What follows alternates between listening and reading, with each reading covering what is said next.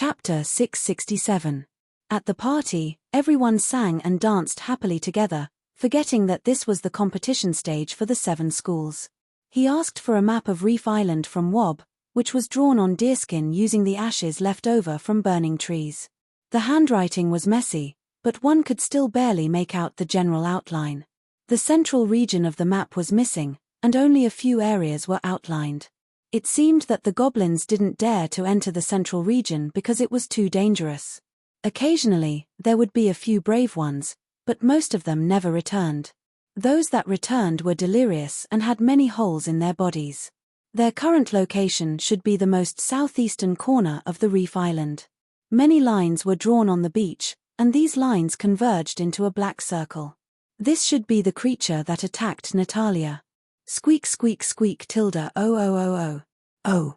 According to Nawab, a few years ago, when they were fishing, a monster with many tentacles suddenly appeared in the sea, causing great damage to the goblins at the time. Fortunately, the monster could only move around near the beach and could not cause any harm to the creatures on land. Tilde bang bang bang bang bang bang. Suddenly, in the midst of the party, a skinny goblin covered in wounds ran out from a corner of the forest. Its fur clothing was stained with blood. Tilde who? It ran towards Wob with great difficulty and finally knelt down in front of him. It seemed like it was a very serious matter. Otherwise, Wob wouldn't be tearing up after hearing it. Goo goo goo goo. Avina, what are they saying? This, the goblin said that Wob's father, who was the tribe leader, was killed by humans in the forest. What? Natalia and Liliana cried out in alarm. Could it be another contestant?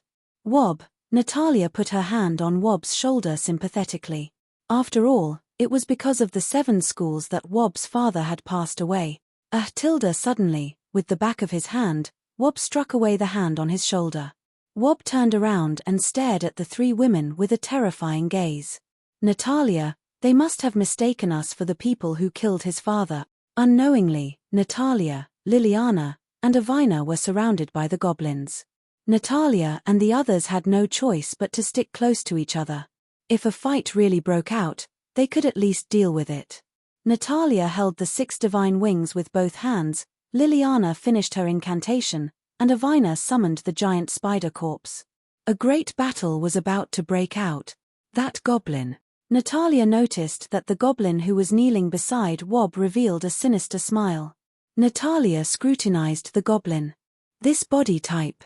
Could it be? At that moment, Wob suddenly raised his right hand high into the air. All the goblins obeyed the order and stopped. Since the patriarch was murdered, as the patriarch's son, Wob, naturally took over the patriarch's authority. Wob, Wob, Wob, Wob, Wob. Seeing that the situation had calmed down, the injured goblin stood up from the ground and spoke loudly to Wob. Ahahaha, Wob, Wob, Wob, Wob, Wob. It seemed that they were quarreling. That injured goblin seems to be calling Wob Big Brother. He seems to want to punish us, and Wob is defending us. Avina said. Hey, Liliana, Avina, do you think this goblin looks like the one who attacked us just now?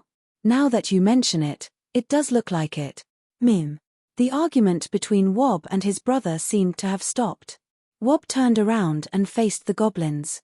Oh, Tilde, he wants us to take a look at the patriarch's corpse first. Wob's brother brought Wob and his companions to the 2nd ring of the forest. They crossed a river, but the current was gentle, and they crossed it easily. In order not to cause any more misunderstandings, Natalia and her companions followed them. After crossing the river, they walked for a short distance. A goblin's corpse was hanging from the trunk of a large tree. The corpse had been nailed to the tree by a large arrow through the heart. Black blood stained the grass beneath its feet. The corpse was wearing a hat made of twigs and dried grass, but it was tilted by the powerful recoil of the arrow. Tilde. Wob fell to the ground below the corpse and hugged the corpse's legs with both hands as he cried bitterly. It seemed that this was indeed the corpse of the goblin patriarch. What a cruel method. Natalia glanced at Wob's brother, who had also fallen to the ground below the corpse. Although he was also very sad, Natalia knew very well that he was acting. In terms of acting skills, Ragnar was probably the only one he knew who could compete with Natalia. Her acting skills developed over many years at the dining table were not for show. If there was only one drumstick left on a plate, but both Ragnar and Natalia wanted to eat it, then they definitely couldn't directly take it. Instead, they had to pretend that they didn't care, and when the other party was careless, they would immediately snatch the drumstick. Once, Ragnar and Natalia were in a deadlock at the dining table for more than half an hour, and in the end, Arbai snatched the drumstick from behind. Speaking of Arbai, it had been a long time since she had seen him. The topic has gone too far. All in all, Natalia felt that the death of the patriarch was definitely related to Wob's brother. Natalia circled around the tree and was surprised to find that the arrow had also made a hole at the other end of the trunk and went straight through it. To be able to pull such a large bow, it must have required a lot of strength. Although the intelligence of these goblins was above average, in terms of physical fitness, it was impossible for them to shoot an arrow through a tree. At this moment, Natalia suddenly noticed that there was something engraved near the arrow. Natalia leaned over to take a look, and involuntarily read out the words on it. Chapter 668. Liliana suddenly heard Natalia's words and followed her to where the arrow was. That's right, it's Reynolds. If I'm not mistaken, Raina Quinn should be involved in this. That bastard. Natalia couldn't help but swear. Her. Seeing the reactions of Natalia and Liliana, the sad Wob stood up from the ground and asked. With the death of the patriarch, the burden of the goblin tribe naturally fell on Wob's shoulders. He understood that the most important thing now was not to weep endlessly here, but to find the true murderer of his father. Avina stepped forward to translate. She told Wob all the information that Natalia had just received. Wob could sense that the three of them weren't lying to him. He roared towards the sky, wiped away the tears in his eyes, and turned to the goblin army behind him as he shouted, "Let's go! Let's go! Wazzy! Arth! Wob is saying that he won't let Reno go." Just as Wob was about to lead the goblins to search for Reynolds, Natalia suddenly shouted for them to stop. "Avina, help me with the translation." "All right. Although we can't let Reynolds go, we still have a very important matter to attend to." Huff, huff, huff, Atilda the goblins shifted their gazes to Natalia. "I have a few questions to ask." Oh. First of all, why is your clan leader here alone? Oh. Secondly, since the tribe leader was killed here, why did only this goblin return? To be able to use such a huge bow, the other party's strength must not be weak. Why would it let a potential threat escape? When Natalia said that, the goblins came to their senses and turned their attention to Schwab's brother. Realizing that the development of the situation wasn't good for him, Schwab's brother quietly moved behind him. "Where are you going?" Natalia's 6 wings slashed and created a sword slash under his feet. Woo. Wob asked his brother in an inquiring tone. Ha. He said that it has nothing to do with him. It's a rumor created by these women. You said it has nothing to do with you. Natalia grabbed Schwab's brother's wrist and flipped it. Speak. What's with the wound on your hand? Oh. Wob looked at his brother's exposed palm. The first joint of his right index finger, middle finger, and thumb had very obvious marks of friction. It said that it was injured when it was running away. Is that so? Natalia took out the bow that she had cut in half from Avina's large pouch. Compared to the huge arrow that pierced through the goblin patriarch, this one was much smaller. The size was just right for a skinny goblin to use it. Natalia forced the 2 halves of the bow into Schwab's brother's hand. The tail of the arrow corresponded to the scratch marks on his hand. Looking at the simple tools that the goblins had made, Natalia could tell that their intelligence wasn't mature enough. They wouldn't be able to use bows and arrows skillfully. Therefore, in order to become proficient in using bows and arrows, they had to constantly hone their skills. That was how Schwab's brother got the scratch marks. Strange, where did he get the bow? Wahahaha. Schwab couldn't believe that this had something to do with his brother. After all, he was his own brother. The situation was getting worse and worse. At this moment, Schwab's brother seemed to have decided to go all out. He took out a scroll from the animal fur he was wearing. That's. Artilda Avina reacted instantly and immediately ordered the goblin to lie on the ground. Bang! A sound of the scroll exploded violently, and the flames engulfed the surrounding trees. Fortunately, Liliana reacted in time and released a water barrier to block most of the damage. It was late at night. The flames lit up a corner of the reef island, and black smoke drifted into the clouds. After the smoke cleared, Schwab rushed to his brother's corpse. Valor. Valor. Valor was his brother's name. At this moment, Valor's corpse was almost a piece of charcoal. Put him down. Don't move. He's still breathing. Liliana stepped forward to prevent Schwab from further aggravating Valor's injuries. Valor couldn't die. Although he might have done something outrageous, if he died, all the clues would be cut off. Raina Quinn would definitely not admit to his crimes. He could say that a goblin stole from him. Avina, help me. Okay. Liliana placed Valor flat on the ground and tried her best to increase the contact area between him and the ground. Fresh water to the extreme can prolong one's life. Monstrous waves can swallow all things. Calm waves can also carry boats. The end of the coast hides the hopes of countless people. Set sail again. Warm water ripple. The water elemental magic particles also had healing properties, but they were mainly used to heal internal injuries.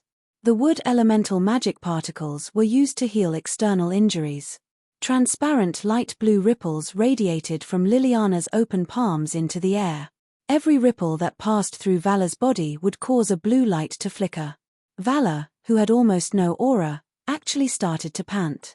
Although it was very soft, it was definitely there. After a while, Liliana finished casting her magic. Although Valor's internal injuries were almost healed, the severely burned skin had not recovered at all. Liliana's magic was almost depleted. To be honest, it was already very impressive to be able to do this. If it was someone else, Valor might have already died. Schwab saw that his brother's condition had improved. When he was about to reach out and stroke him, he was once again stopped by Liliana. Don't move. His injuries haven't been healed. Avina explained the current situation to Schwab. Thanks to this, Schwab also understood the current problem. Chapter 669. The small fire caused by the explosion caused the surrounding area to be filled with dense fire elemental magic particles. The fire elemental magic particles were very harmful to the patient's wounds, and it also chased away the wood elemental magic particles in the forest, making it very difficult to save Vala. In order to cast a spell, the caster had to have enough magic particles to support the casting of the spell. The fire element mana and the wood element mana clashed. Now that the fire had completely rejected the wood element mana in the surroundings, there was no way to cast a wood element spell. What's more, Liliana's magic was almost exhausted. Natalia knew a little bit of wood magic, but that was limited to beginners. She was not good at healing magic at all. As for Avina, necromancy magic was more suitable for killing people. Wob seemed to be in a dilemma. Seeing these women trying their best to save his younger brother, it seemed that they had nothing to do with his father's death. Thinking of this, Wob felt a little apologetic for misunderstanding them, but now he couldn't help. Oh Tilda, Wob suddenly remembered the emerald necklace hanging around his neck. It was a treasure passed down from generation to generation in the tribe. It was said that it was found in the forest. At that time, the ancestors might have felt the unusual power contained in the necklace, so they kept it. It was passed down to Wob today. Oh Tilda. Wob handed the necklace to Liliana and pointed at it, asking if it could be used. This is. Liliana, Natalia, and Avina were instantly attracted by the emerald necklace. It was a round gem in the shape of a coiling dragon, about the size of 2 knuckles. A lifelike green dragon god was carved on the edge of the gem. It was so small, but it attracted the attention of the 3 women. The gem was stuck to the back of the gem by a rope made of weeds. Liliana could feel the terrifying magic power emitted from the gem even without her heterochromatic pupils. Open. Liliana closed her eyes, and then opened them again. The color of her pupils changed back to crystal blue and light blue. The heterochromatic pupils gave Liliana the ability to see through and strengthen, allowing her to see through the essence of all things. Liliana could clearly see that the emerald necklace contained a huge amount of wood attribute mana. She had never seen such an amount of wood attribute mana until now. What is this magic power? But being surprised was just being surprised. She didn't think too much about it and quickly took the emerald necklace. With this, it might work. WA Wob was also very glad that he could help. Just as Liliana lifted the emerald necklace in her hand, she calmed down and used her heterochromatic eye to sense the flow of mana within. Then, Liliana mobilized her remaining mana and poured it into the necklace. Suddenly, as if a switch had been switched on, the emerald began to spew out an endless stream of wood elemental magic particles. Wood elemental magic particles instantly filled the surrounding environment, and the fire was gradually extinguished by the high-pressure environment. Liliana felt her body brimming with energy as she chanted the incantation again. All eyes in the forest are green, and all sounds of disharmony will be eradicated. The winter butterfly flutters, facing the sun. Although it is scorched by the heat, it has no regrets. Let me grant you another life, and once again rush to the place in your heart. Wood healing. The wood elemental magic particles in the surroundings gradually gathered into Wob's body, covering Wob with a thin layer of fluorescent green healing film. For some reason, the wood elemental magic particles emitted from the emerald was exceptionally pure, allowing Wob's injuries to heal twice as fast with half the effort. Seriously, why did it detonate that explosive scroll? It's really pretentious. Natalia ridiculed. After a while, Vala's injuries were more or less healed. There should still be some residual effects. After all, Liliana was just an ordinary student. The destroyed trees would recover soon, and Wob was also ordered to bring Wob back to the tribe to recuperate. Everything would have to wait for Wob to wake up before they could interrogate him. Unfortunately, Wob's father's body was caught in the explosion and turned into black charcoal. Wob's heart was filled with grief as he buried his father's body in the tribe's graveyard. For some reason, there was a saying in the tribe that if one was buried in the graveyard, there would be good luck. For a moment, many creatures living in the outer circle of the reef island fought to find out what was going on here. But this was after all a place where people of the same race were buried. How could outsiders be allowed to come here? So Wob's father used a ghost story to deceive everyone. But it was true. If someone was buried here the day before, then a bright flower would grow in the cracks of his tombstone the next day. It was very strange. 2 days passed, and there were still 5 days until the end of the 7 Schools Leap Festival. Of course, in these 2 days, Natalia and the others still saw 1 or 2 contestants who were alone. It was said that the terrain here was too complicated, and they got separated from their teammates on the way. In a situation where it was 3 against 1, the lone contestants could only helplessly break the small flags on their bodies and be sent back to the city by the purple teleportation magic circle that appeared under their feet. A boy who was ambushed by Natalia said that he didn't know why he couldn't find one of his teammates. His little red flag was still with him, perfectly fine, but he didn't know where it went. According to the boy's words, they should have some kind of detection magic between them. On the displayed map, there was no sign of his teammate at all. It was really strange. Wob's hat. Finally, on the night of the 2nd day, Wob La, who had been lying in the tent for 2 days, finally woke up. Wob was very happy to see his younger brother wake up. After being questioned, Wob La gradually recalled what he had done in the past few days. Of course, Wob La admitted to everything he had done, including shooting Wob and killing the patriarch. Chapter 670. However, according to him, his body was completely out of his control at that time, as if it was being controlled by something. Don't worry, tell me what happened slowly. Liliana translated for it.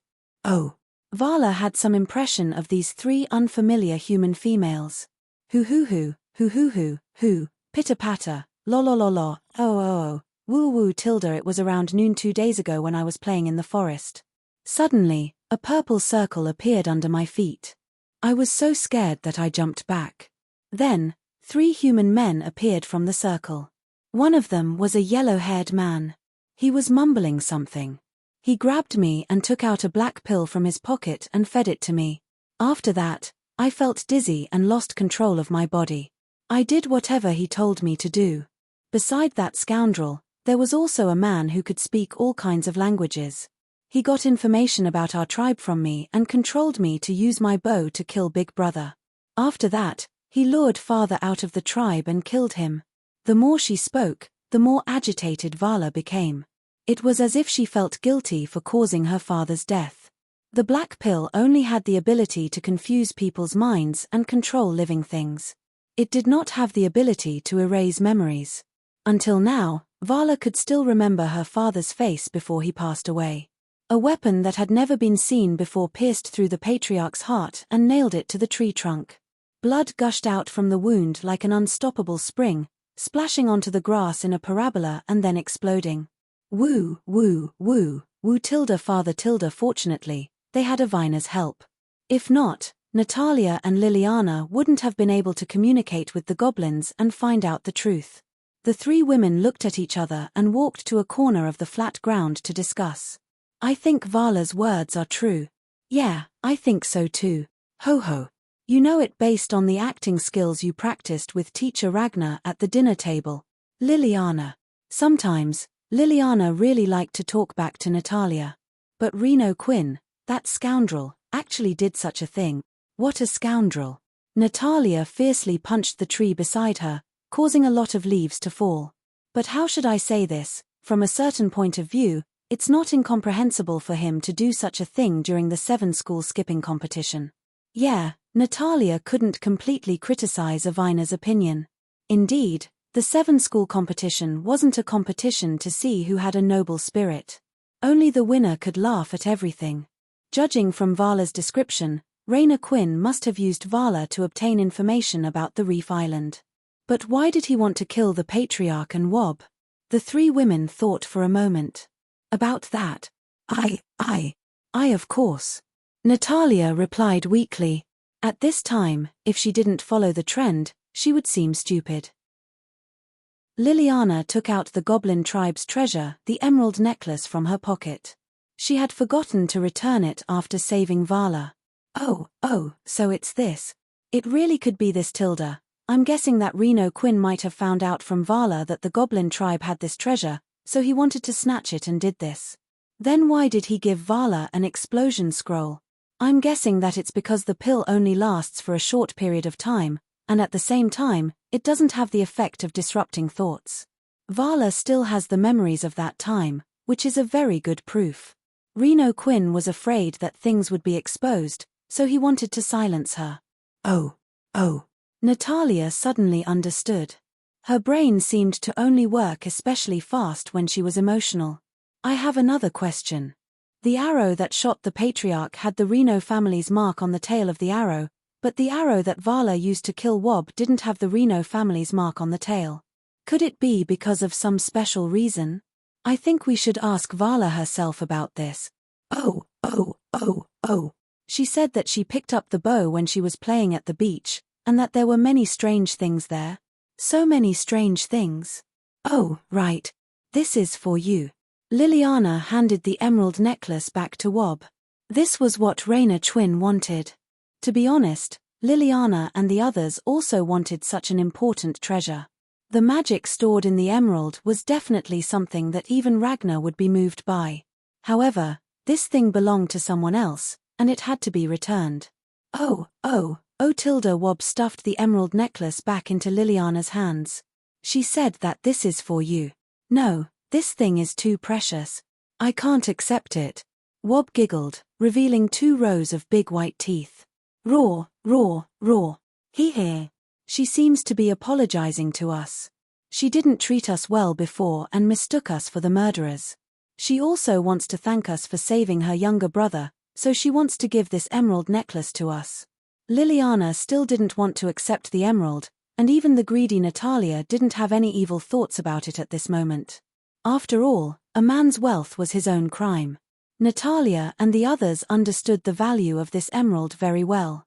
Hypothetically, if this emerald was used as a bomb and exploded in the city, then in just a breath's time, millions of people in the city would lose their lives, and the people in the capital of the eastern region would be plunged into misery and suffering. Tilda Wob said that in order to protect this emerald, many of the goblins have already died. They don't have the ability to protect it anymore. Indeed, the goblins on Reef Island had sacrificed too much manpower, material resources, and financial resources to protect this emerald that their ancestors had picked up from who knows where. At this point, they really didn't have the ability to protect this emerald. The goblins also knew that this emerald was very important. They could tell from the emerald dragon on it that this emerald was very important. Although they had tried to activate this emerald, there was no reaction. Chapter 671. The goblins didn't know how to use mana and didn't understand the concept of mana. Of course, they couldn't use this treasure. Of course, Liliana and the rest understood this logic, but, okay, we'll accept it. Natalia displayed her thick-skinned spirit and accepted the emerald necklace without hesitation. Natalia, Liliana said with a little anger. Yes. But we're accepting it for the goblins' sake. That's true. Thus, Natalia and the rest reluctantly accepted the emerald of unknown origin. Strangely, once the reverse side of the emerald came into contact with something, it would suddenly become still like an ordinary stone. There was nothing strange about it except that it looked good. This should be the reason why Natalia and the rest didn't sense the emerald when they met Wob for the first time. The reverse side of the emerald was pressed against Wob's neck, and the leakage of wood elemental mana particles completely stopped. Wob and Vala spent a long time together. As for what they did, it was nothing more than chatting about the future and having a heart-to-heart talk. That night, the goblins held another grand party. Firstly, it was to celebrate the ascension of the new chief, Wob, and secondly, it was to celebrate their irreconcilable enemy, Raina Quinn. At the party, Liliana gave the goblins detailed information about Raina Quinn, and they unanimously expressed that they would hunt him down at all costs. These goblins are really strange. Yeah. Liliana and Avina couldn't help but be influenced by the local customs as they ate the freshly grilled meat skewers in their hands. That's right. I also find it strange. These goblins are so ugly. How can they marry each other? Natalia's unintentional words were instantly met with disdain from Liliana and Avina. Anyway, this should be their last night here. After all, the matter of the 7 schools leap exam was more important. It was impossible for them to stay here like a slug. The forest fire would definitely attract a lot of attention, and this place was already in imminent danger. It was time to move. But I'm still reluctant to leave this place. Avina kept the emerald in her black disc, which could be considered the safest place. It was almost time to sleep. Playing with the goblins at the party had consumed a lot of Natalia and the rest's energy. Speaking of which, they were quite leisurely. There were a total of 80 teams participating in the 7 school jump this time. Other than the special team The Last Hope, the other teams were desperately trying to find a way to survive. They, on the other hand, were having fun here. Who is it? As soon as the 3 girls got into the tent, they noticed the existence of 2 magical powers inside, one of which was particularly unfamiliar. Cough. Give me that thing. The voice was very familiar. Teacher Ragnar. With a snap of his fingers, the tent suddenly became bright. At this time, Ragnar was sitting on a wooden chair in the tent. The wooden chair was quite rough, which was a farewell gift from Wob. This is a bit prickly. Teacher Ragnar. Liliana threw herself into Ragnar's arms, which made Ragnar feel quite embarrassed. In the face of such a beautiful girl's enthusiasm, Ragnar felt a little embarrassed. Huff. Lord Ragnar is really enjoying himself. Sitting next to Ragnar was a tall man. He was as strong as an ox, and there was a trace of heroic spirit between his eyebrows, but he always made people feel that he was very funny. Male, believe it or not, I'll slap you. Male was the fire dragon hiding in the back of the mountain. It was now in human form and following Ragnar. Speaking of which, this dragon was also funny enough. He was actually afraid of his brother's scolding and didn't dare to go home. Fortunately, Ragnar was able to use this to blackmail him. Oh Tilda, oh, these are your students. All of them look pretty good, especially. Halfway through his words, Mael suddenly stopped his gaze on Natalia. The next moment, Natalia only felt that the sturdy man disappeared from his previous position. Mael. Ragnar let out a cold and deep voice. Shua. In an instant, Mael appeared in front of Natalia. His right hand was already raised high in a clenched fist posture. He felt that he would smash down and take Natalia's life at any moment. At this moment, Mael's neck was full of cold sweat. He could clearly feel that Ragnar's voice just now had a strong warning meaning. He even had an illusion that if his fist was a few centimeters lower, his head might be separated from his body. I'll tell you later. Oh. Mael sat on the ground with a baffled expression. As a dragon, it was more suitable for him to use the most primitive method to relax himself. Just now, when Mael saw Natalia, he felt the fear that once dominated him from Natalia. Not only did that face look exactly the same, even the magic fluctuation had completely overlapped. That's right, this woman is indeed that person. The person here was referring to the human race's Saintus 100 years ago. When Mael saw Natalia just now, he felt that this person was coming to kill him again. Thus, he decisively made his move. What's going on? Natalia, who was confused, still didn't know what was going on.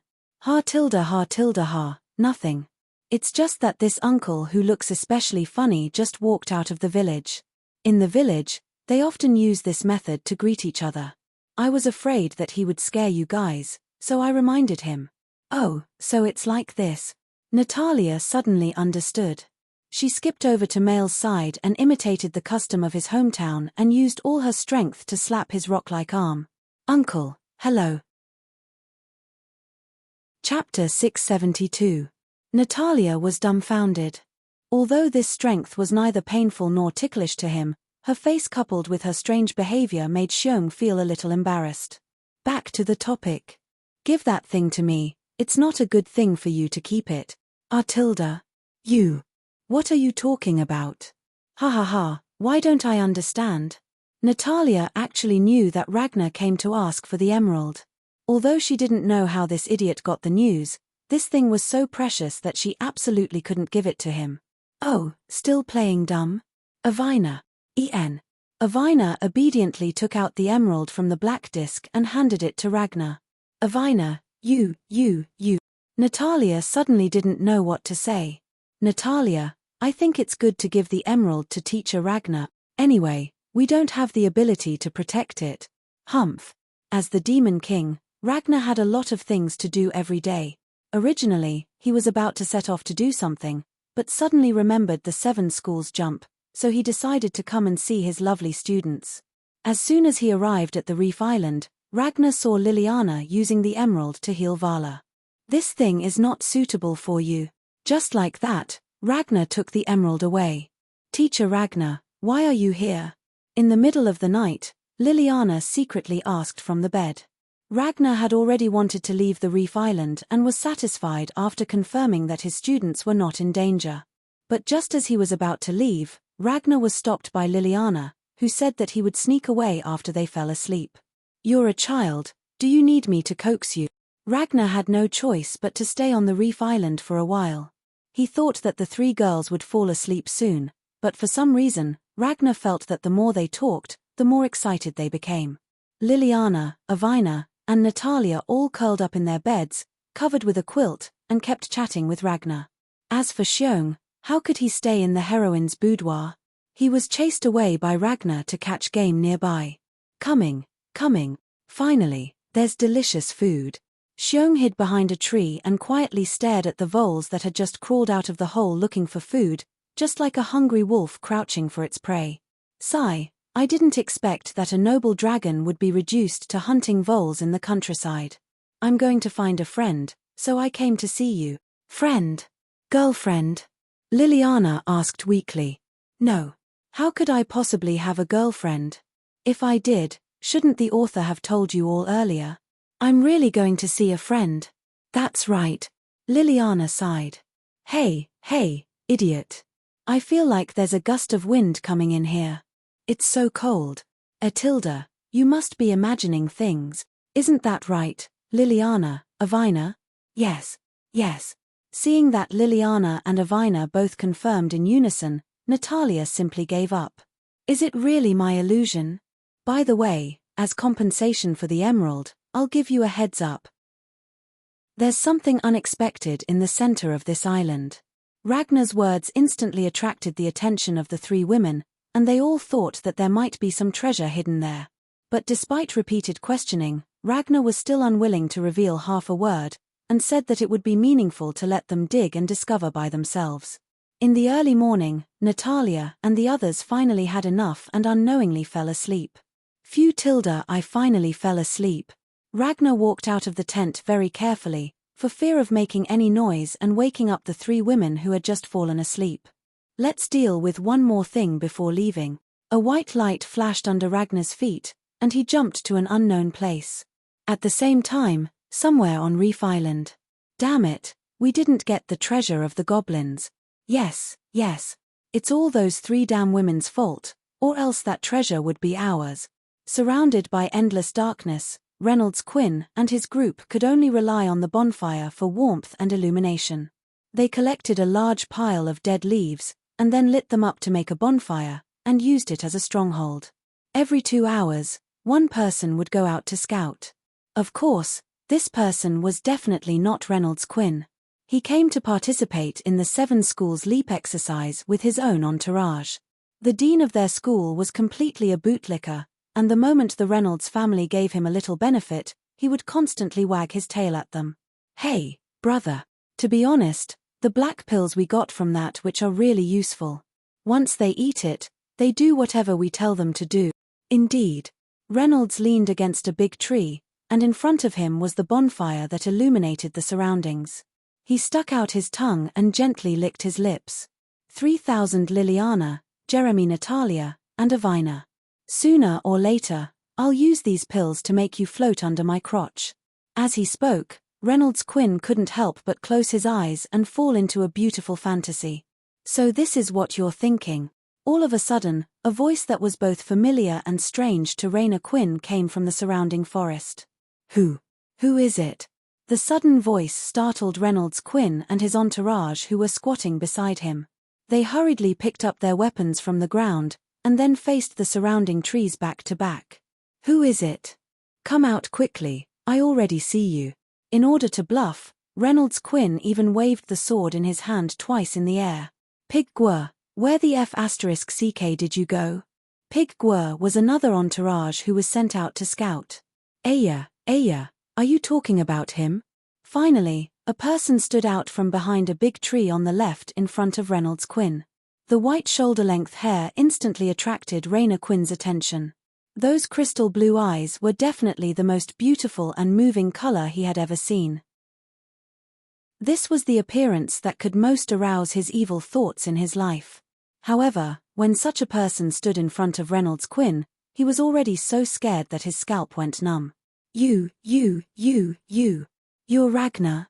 Raina Quinn felt endless fear from this white-haired beauty. Chapter 673. She was obviously so beautiful, without a trace of killing intent, but, is this the person called Pighead Gwr that you were talking about? With a kick of his right foot, Ragnar kicked something round and round at Reynolds Quinn's feet. Raina Quinn took a closer look and discovered that it was actually Pighead Gwr's head. Pighead Gwr's face still had a wretched smile, and his eyes revealed undisguised excitement. This should be Pighead Gwr's first reaction when he saw Ragnar. Aya, I'm really puzzled. Why is the direction of our plot becoming more and more fantastical? What bad guy is addicted to women and so on? I don't know which pighead arranged such a plot. You, what are you talking about? I don't understand at all. You don't need to understand. Do you still remember what I said to you before? How could Raina Quinn dare to forget? The person in front of him was the person who declared that he was going to kill him a few days ago during the night sacrifice. Originally, after the first day, he already knew that Ragnar was lying to him, but he didn't expect him to come at this time. Regarding this point, I still have to apologize to you. I was a little busy a few days ago, So I delayed the matter of killing you for a few days. I'm sorry. Ragnar raised his right hand, took out a scroll from the black disk, and then threw it into Raina Quinn's hand. I've never thought of myself as a good person, but when I see people like you, I feel disgusted. Some of your crimes are recorded in that scroll, you can confirm it. Raina Quinn trembled as he opened the scroll. The scroll clearly recorded all the heartless things he had done in his life. Of course, not only him, this scroll also recorded the ugly things of the Raina family. You can't kill me, I am the future successor of the Raina family. Ragnar helplessly patted his head. Didn't I already say, this isn't a fantasy style? This kind of trick of relying on background is useless. Ragnar used his fingertip to lightly cut the follower's neck in the air, and instantly, a trace of blood appeared on the follower's neck, followed by a few drops of blood coming out from the wound. Big brother, before he could feel anything, the follower's head fell off. The cut surface was so smooth. Looking at the head of his follower falling to the ground for no reason, Reynold Quinn's legs went soft and he collapsed to the ground. Yellow liquid flowed out of his lower body uncontrollably. That look was simply too much. Ragnar, I can give you anything you want, as long as you don't kill me. Suddenly, a stone smashed into the space between his eyebrows like a gust of wind. Accompanied by a thump sound, he lost consciousness. I don't care about the shameful things you've done, but how dare you target my student? How can I let you die so easily? Ragnar snapped his fingers, and Xiong appeared and carried Reynold Quinn on his shoulder. Ayo! This smell is really strong. Just like that, the two of them walked towards the center of the forest unhurriedly. Also, I hate it when people call me a beauty. I didn't become like this willingly. When they woke up, it was already the third day of the Seven Schools Leap Festival. The weather today wasn't as clear as the previous days. The evaporated fog from the sea followed the sea breeze to Reef Island and enveloped everything here. Liliana was the first to wake up, followed by Avina, and finally Natalia. Why is the fog here so thick? Liliana stretched out her right hand and opened her 5 fingers. She found that her fingers were now in a very blurry state. The range of visibility should be about 2 meters. Liliana, be careful. I feel that this fog isn't natural. Okay. Avina had already released the large spider puppet. Its huge body instantly occupied 1/5 of the open space, and it was ready for battle at any time. The sudden appearance of the large spider made the goblins think that another monster had appeared to attack them. It was thanks to Wob running around telling everyone about the spider's origin that the panicked people calmed down. Just one tentacle monster in the sea was enough. The goblins didn't want to encounter a second one. They had already agreed to let Vala bring Natalia and the rest to take a look at the strange place this morning. Facing the foggy weather, Vala brought Natalia and the rest to the beach again. Why are we here again? Aren't we afraid of encountering that tentacle monster again? Oh. Vala said that the tentacle monster won't appear in foggy weather. Then why did you come here a few days ago? It's not foggy. Vala touched his green head embarrassedly. Vala said that his little rubber ball rolled here. Soon, under Vala's guidance, Natalia and the rest found a pothole near the junction of the beach and the sea. The pothole was quite big, about the size of 2 or 3 tents. In the pothole, there were many human weapons scattered messily. There were swords, shields, magic staffs. There were mottled rust stains on the weapons, which should have been caused by being immersed in the sea for a long time. When the tide was high, it was just enough to submerge the pothole. When the tide was low, the remaining seawater in the pothole would seep into the sand and flow back into the sea. This place is quite hidden. I didn't even find this place when I was playing in the water. The pothole was filled to the brim with weapons, and the highest level was parallel to the beach. Why are there so many weapons here? Vala, did you pick up your bow from here? Raw. Vala nodded and signaled to Liliana to come over. Hey, there's a decent sword here. Natalia squatted down and picked up a relatively sharp sword in the pothole. Natalia suddenly let out a shriek. Natalia, what's wrong? Natalia? Liliana and Avina hurriedly helped Natalia up from the ground. It's nothing, It's just that I was scared. Look. Liliana and Avina looked in the direction of Natalia's outstretched finger, and found that under the sword, there was actually an especially wide-open eye. Chapter 674. The strange eyes made Liliana and Avina shiver. What the hell is going on? Avina mustered up her courage and took a deep breath. She squatted down and hurriedly cleaned up the weapons around the eyes. Finally, it revealed its true face. It turned out that the owner of the eyes was a goblin. It had the same short stature as Emmy, but the tip of its pen was rather protruding. The goblin's corpse was covered with dense scars that gave one goosebumps at first glance. Each scar was not long, only about 3 to 6 centimeters in length. There were also more dense needle holes on the body. The scars had been sewn up by surgical threads, and it felt like a very sinister thing had appeared in front of them.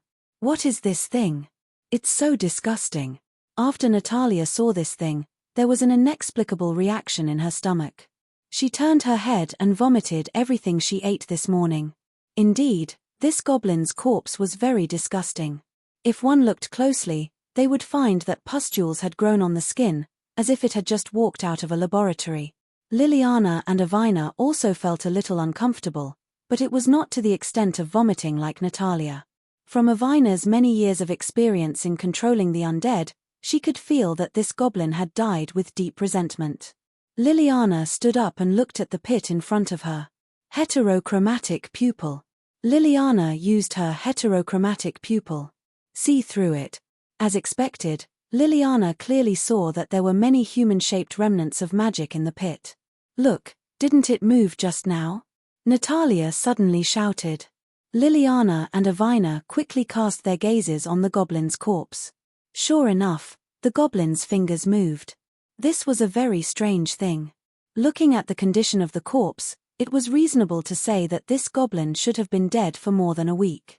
The corpse had been modified into this state, so it should be completely dead. How could its fingers move? Suddenly, the sound of shaw-shaw could be heard from the nearby forest. Someone's coming. Hide. Natalia, Avina, and Liliana quickly hid in a bush, then stuck their heads out and quietly looked at the goblin lying on the ground. Aya, why is this goblin's corpse outside? A very thin man in a white coat walked out from the place where the noise came from. He wore a light blue surgical cap and pushed an old wooden cart. Behind him were 2 gigantic things. That's right, they were things. They were things that were more than 3 meters tall. The body of a barbarian, the legs of a cheetah, the tail of a kangaroo, and the arms of an orangutan. These completely unrelated things. Only its head was that of a proper human head. What is this thing? Liliana could not help but complain. Natalia, be quiet. You'll be discovered. The 3 girls vaguely felt an inexplicable sense of danger from this unknown thing. What's that sound? The skinny man in the white coat seemed to have heard something. Oh no. Natalia felt that she had caused trouble. Val. The thin man's voice sounded very strange. It always made one's scalp itch after hearing it. After the strange thing heard the command, it suddenly froze on the spot. A layer of thin film like a spider web opened up near its ear. It should be imitating a bat. It seemed that Val was the name of this strange thing. After 2 seconds, Val retracted the thin film and suddenly looked at the goblin's corpse lying on the ground. The thin man took a closer look and also discovered some signs of movement from the goblin. He suddenly shouted as if he had been injected with chicken blood. Could it be? My experiment has finally succeeded. He quickly threw away the wooden cart in his hand and rushed to the goblin's corpse to begin his observation. Val, help me bury those things. The thin man did not forget to point at the thing in the wooden cart. Immediately after, Val dragged its strange body bit by bit and began its mission. For some reason, the fog on the beach was obviously weaker than the other places on the reef island. But fortunately, Natalia and the others could see the words and actions of these 2 things clearly. Val flipped the wooden cart over. Instantly, several corpses with needle holes and knife scars rolled out. Among them, there was actually the corpse of a human boy. The boy's appearance completely matched the appearance of the person who went missing earlier. Not long ago, Natalia tricked a player who was looking for a teammate.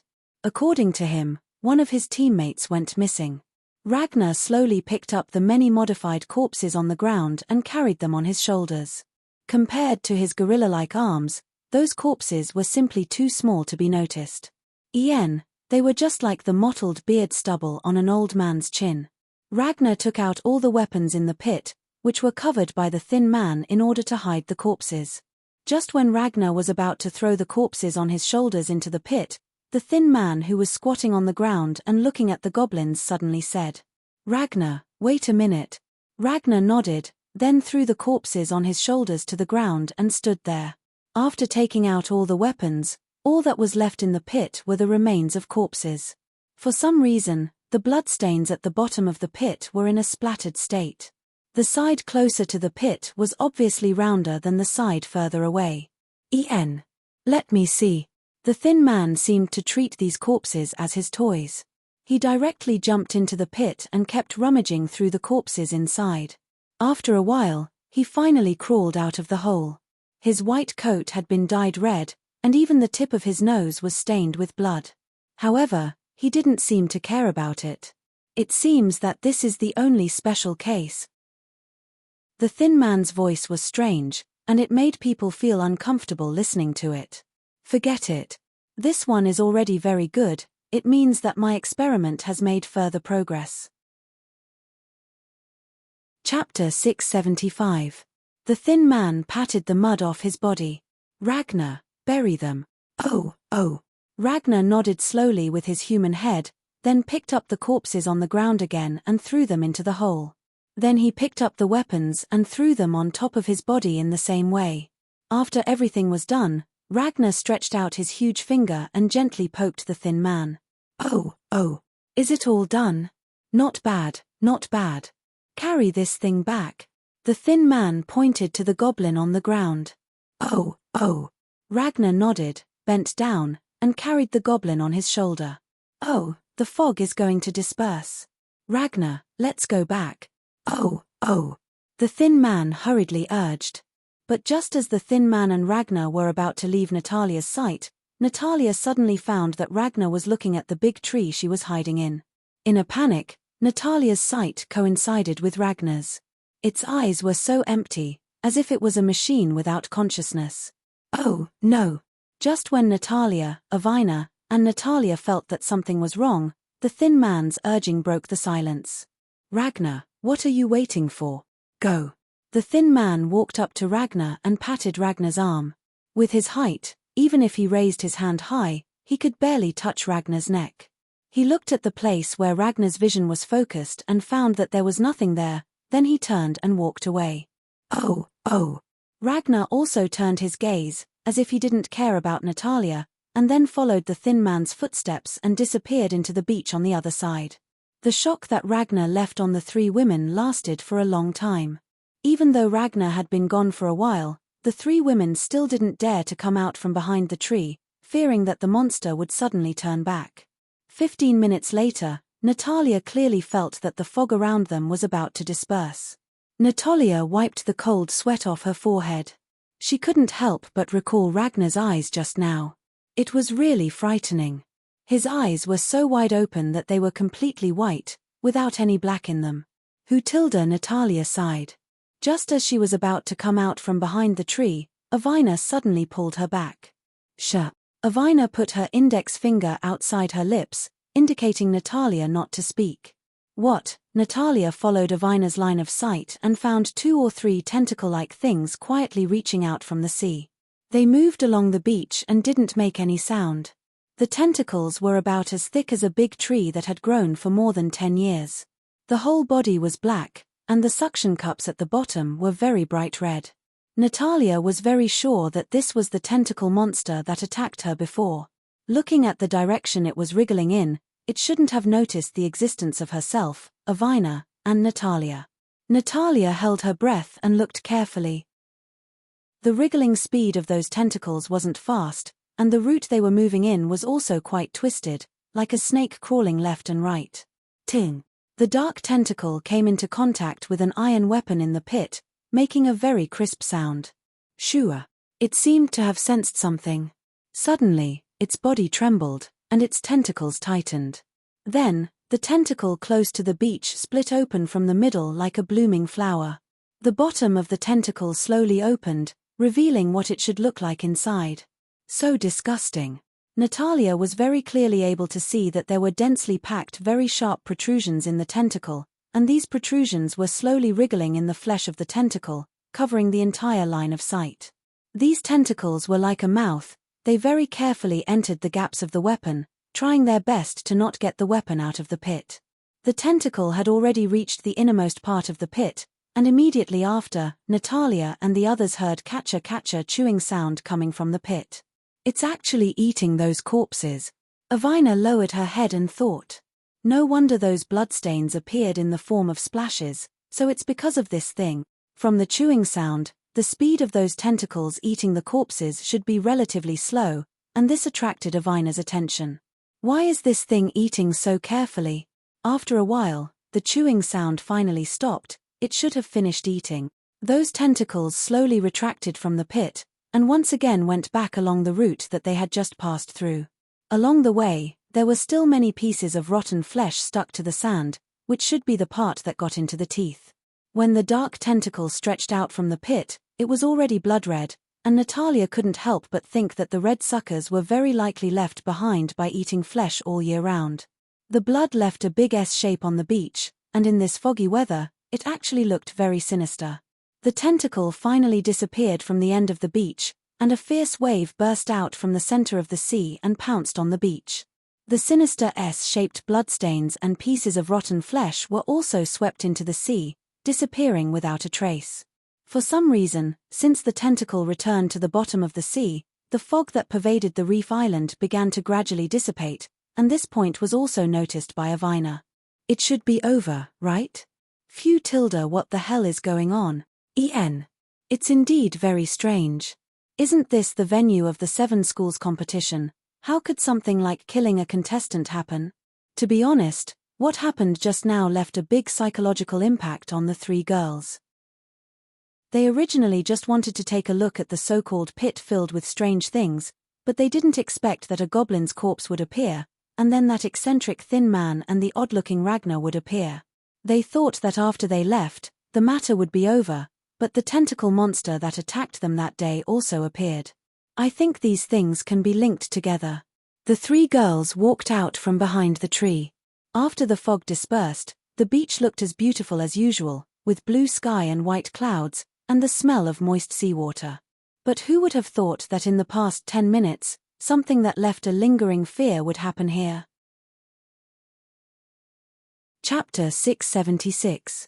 Avina subconsciously mimicked Ragnar's classic action. She placed her right hand in front of her lower abdomen, then placed her left arm on the back of her right hand, and placed her palm on her chin, as if she was thinking about something. Fortunately, when they discovered the goblin, Natalia had already chased Vala back to the tribe. What happened here could not be casually spread out. Fog, potholes, various weapons, goblin, eccentric man and that monster-like Reynolds, wooden cart that was used to transport corpses. The time when the fog appears is very fixed. The goblin is clearly already dead, but the corpse is actually still able to move, the missing contestant, the transformation, the cruel traces on the corpse. Avina kept thinking back to all the clues that had come up so far. The unexpected surprise that teacher Ragnar said, tentacle monster, potholes. Avina closed her eyes and filtered these clues in her mind. Natalia, do you still remember the peace agreement? I remember. The peace agreement was an agreement signed between the humans and the demons 100 years ago. At that time, the war between humans and demons had lasted for 1,000 years, and both sides no longer had the ability to continue providing the huge amount of manpower, material, and financial resources needed for the war. Thus, both sides signed the peace agreement. The peace agreement clearly stated that no race could use any improper reason to harm the lives of other races, or else they would be subject to the joint crusade of the other races. At that time, when the agreement was signed, the beasts also interfered, and forcibly changed the agreement from humans and demons to humans and beasts. From then on, the 3 races of humans and beasts would not interact with each other on Starwish Island. After so many years since the agreement was signed, the effectiveness of the agreement had slightly weakened.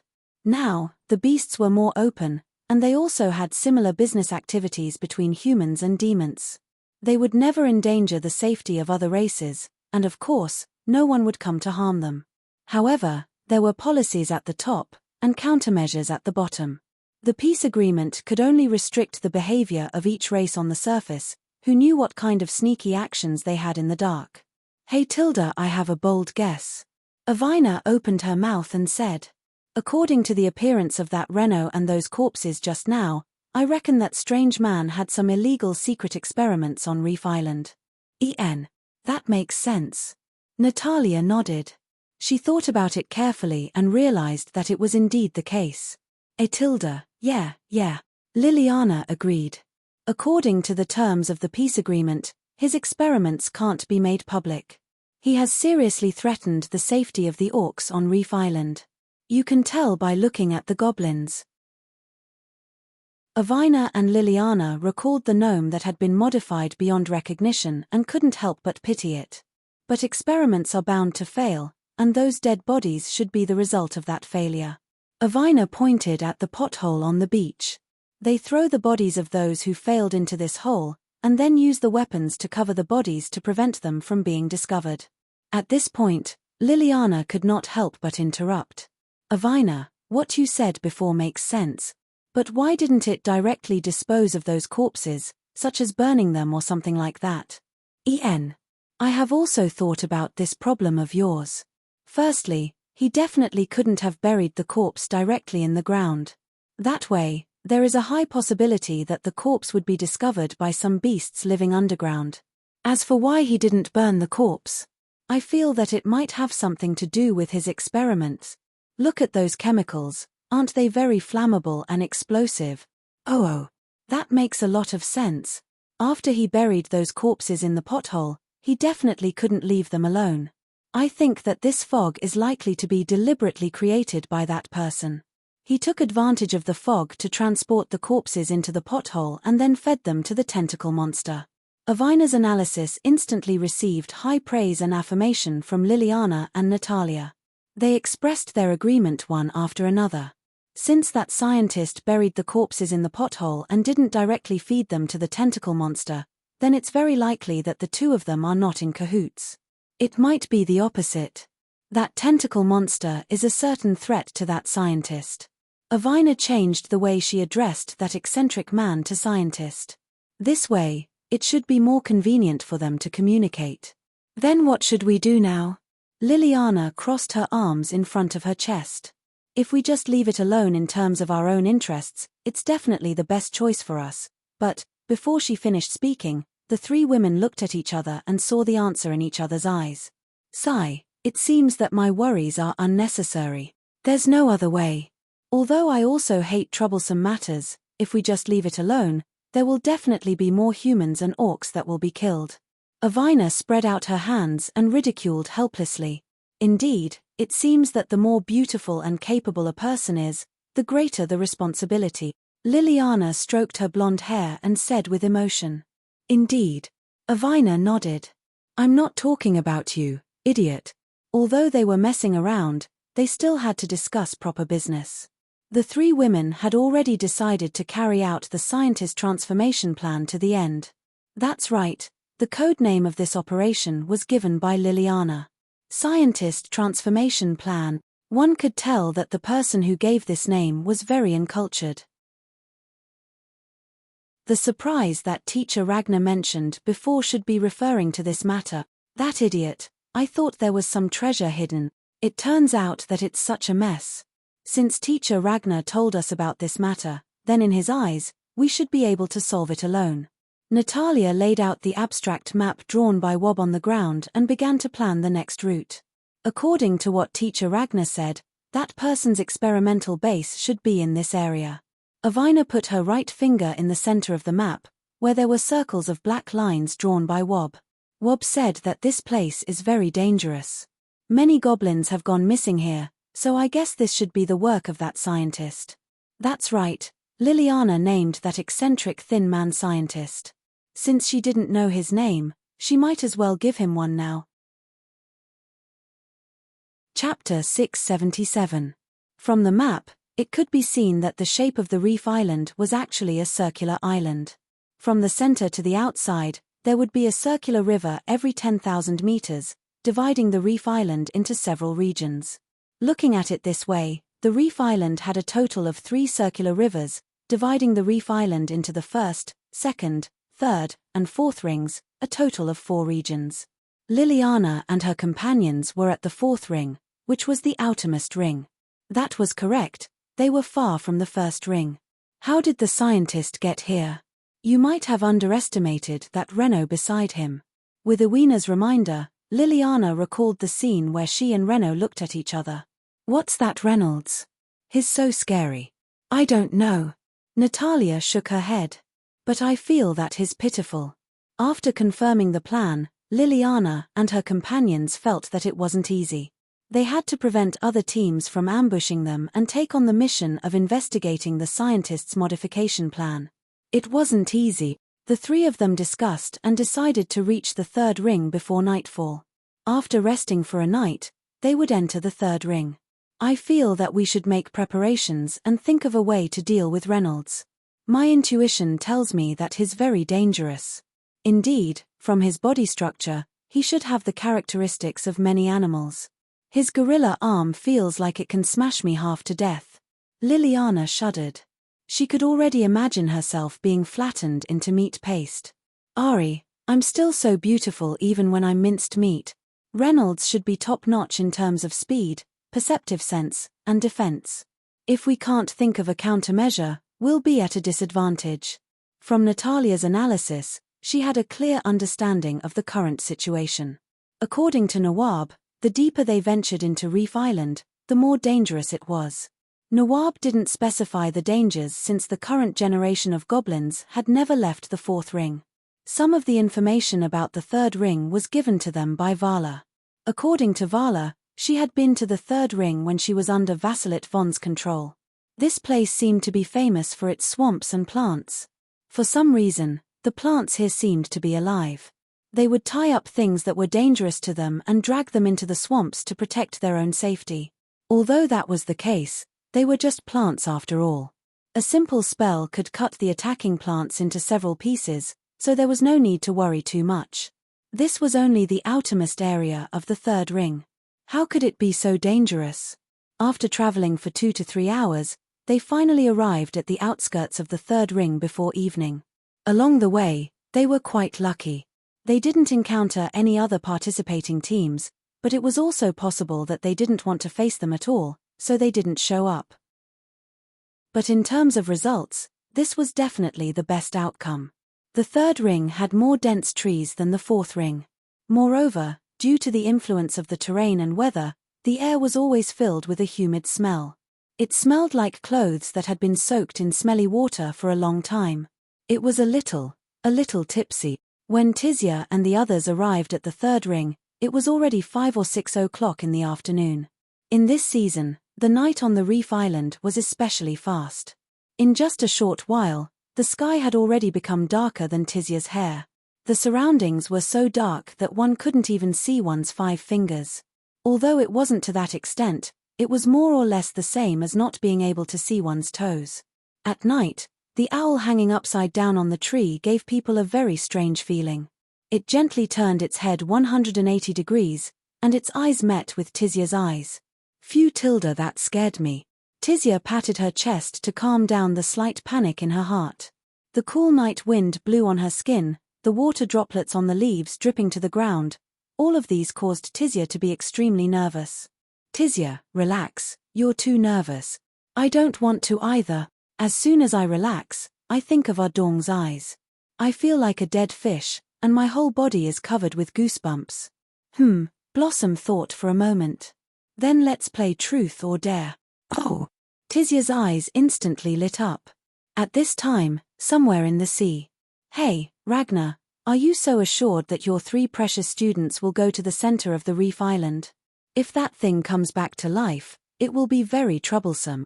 In the middle of the night, the reflection of the moonlight was reflected on the surface of the sea, and the sound of the surging waves surrounded the ears. The hua-hua sound of the water seemed to be full of magic, able to make the listener feel relaxed and happy. Occasionally, a small fish would jump out of the water and do a carp flip. Don't worry, don't underestimate them. Their crafty ideas are comparable to mine. The sea surface that stretched as far as the eye could see was suddenly stirred up by a gust of wind. A colossal object flew close to the surface of the sea. The fiery red scales showed an indescribable majesty, and the huge and powerful wings on its back flapped up and down, causing the nearby fish to be unable to sleep. Sigh, forget it. Since you're so confident, don't blame me for not warning you if something happens. According to Ragnar's request, Renno had already returned to his fire dragon body. Renno was now carrying Ragnar across the sea at a very fast speed. Thinking about it carefully, the three of them might be in a bit of danger. It's better to finish the matter quickly and hurry back. What's the matter with your student called Tizia? Oh, you want to know? Ragnar sat on top of Renno's head and said in a very annoying tone. Hissed Tilda so angry. That's right, I want to know what's going on. In a fit of anger, Renno directly turned 360 degrees in the air, almost throwing Ragnar into the sea. Bang! Ouch! Do you still dare to do it? Wrong. Renno was also very puzzled at this time. How did he meet this jinx? And he couldn't beat him. What a miserable life.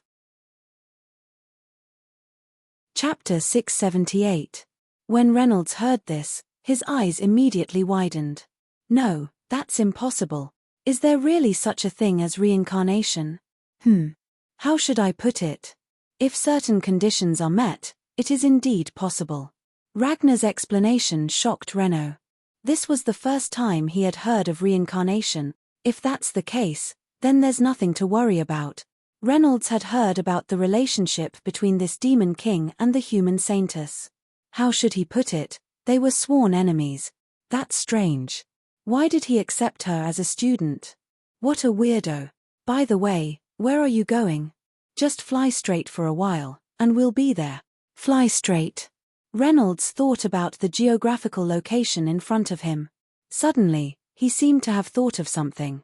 His whole body trembled, and he stopped abruptly, floating in the air.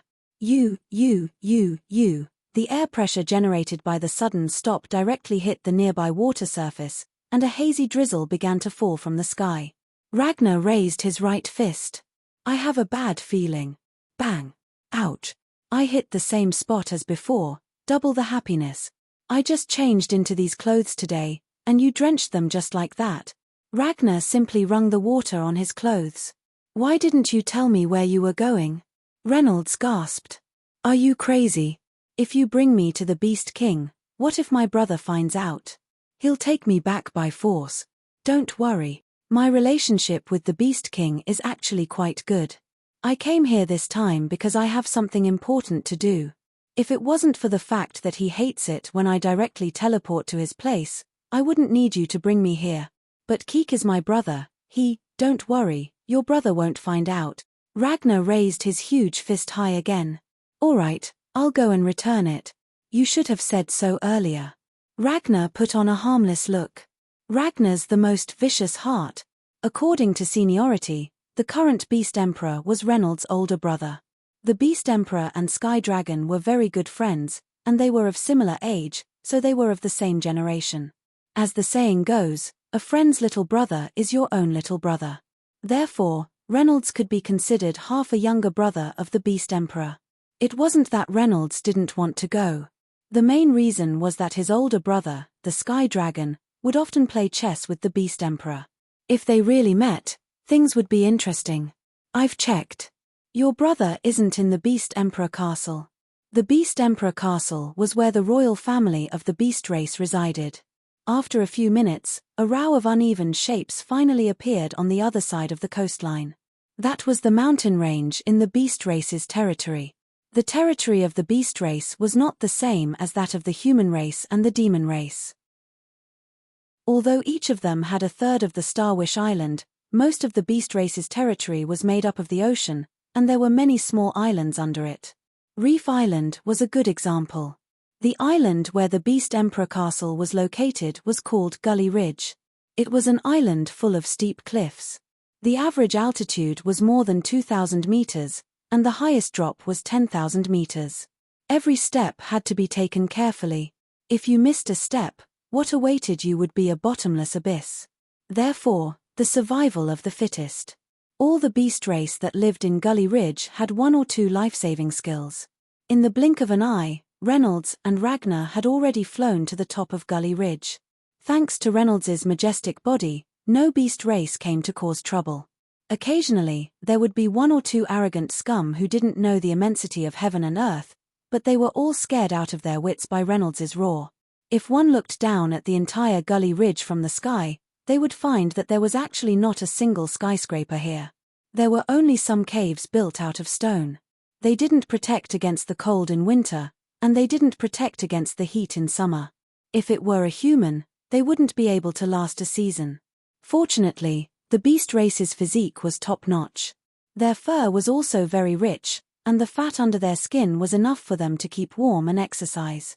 After flying for a while, 2 or 3 barbarians on wyverns flew towards them from the right. They were holding huge maces in their hands and wearing heavy armor with precious fur sewn on them. Oh, they're coming. Ragnar already knew that there would be guards coming to check. After all, how could the headquarters of the orc race allow a dragon to enter their territory? Not to mention a dragon that they had never seen before. Roar, roar, roar, roar. A strong barbarian walked out from the barbarians. Although he looked like a barbarian, from his body shape and temperament, he should be the captain of this barbarian patrol team. Ah, the beast language again. Every time Ragnar heard the beast race speak their language, he would have an inexplicable urge to laugh. The beast race's language didn't have a complete system. Every place had its own dialect.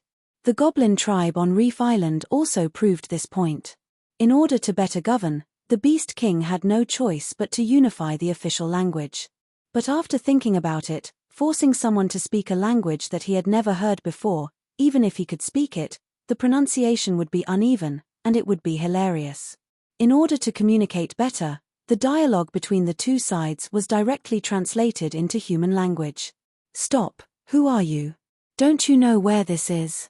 You juniors don't know who I am? Reynolds was a little angry when he heard the other party's words. 100 years ago, he was so glorious. There was no place he couldn't go in the Beastman's territory. The only ones who could control him were his brother, the Sky Dragon, and the Beast Emperor. We've never heard of a dragon other than the Sky Dragon. At this moment, a barbarian tugged at the patrol captain's armor and whispered in his ear.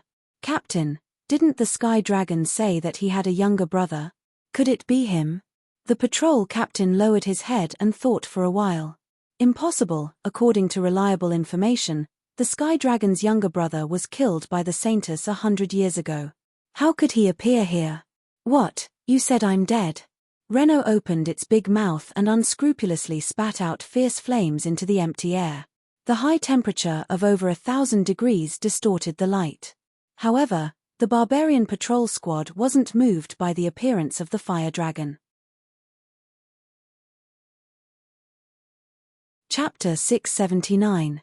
Avina is the reincarnation of the hero who defeated you. Don't you understand?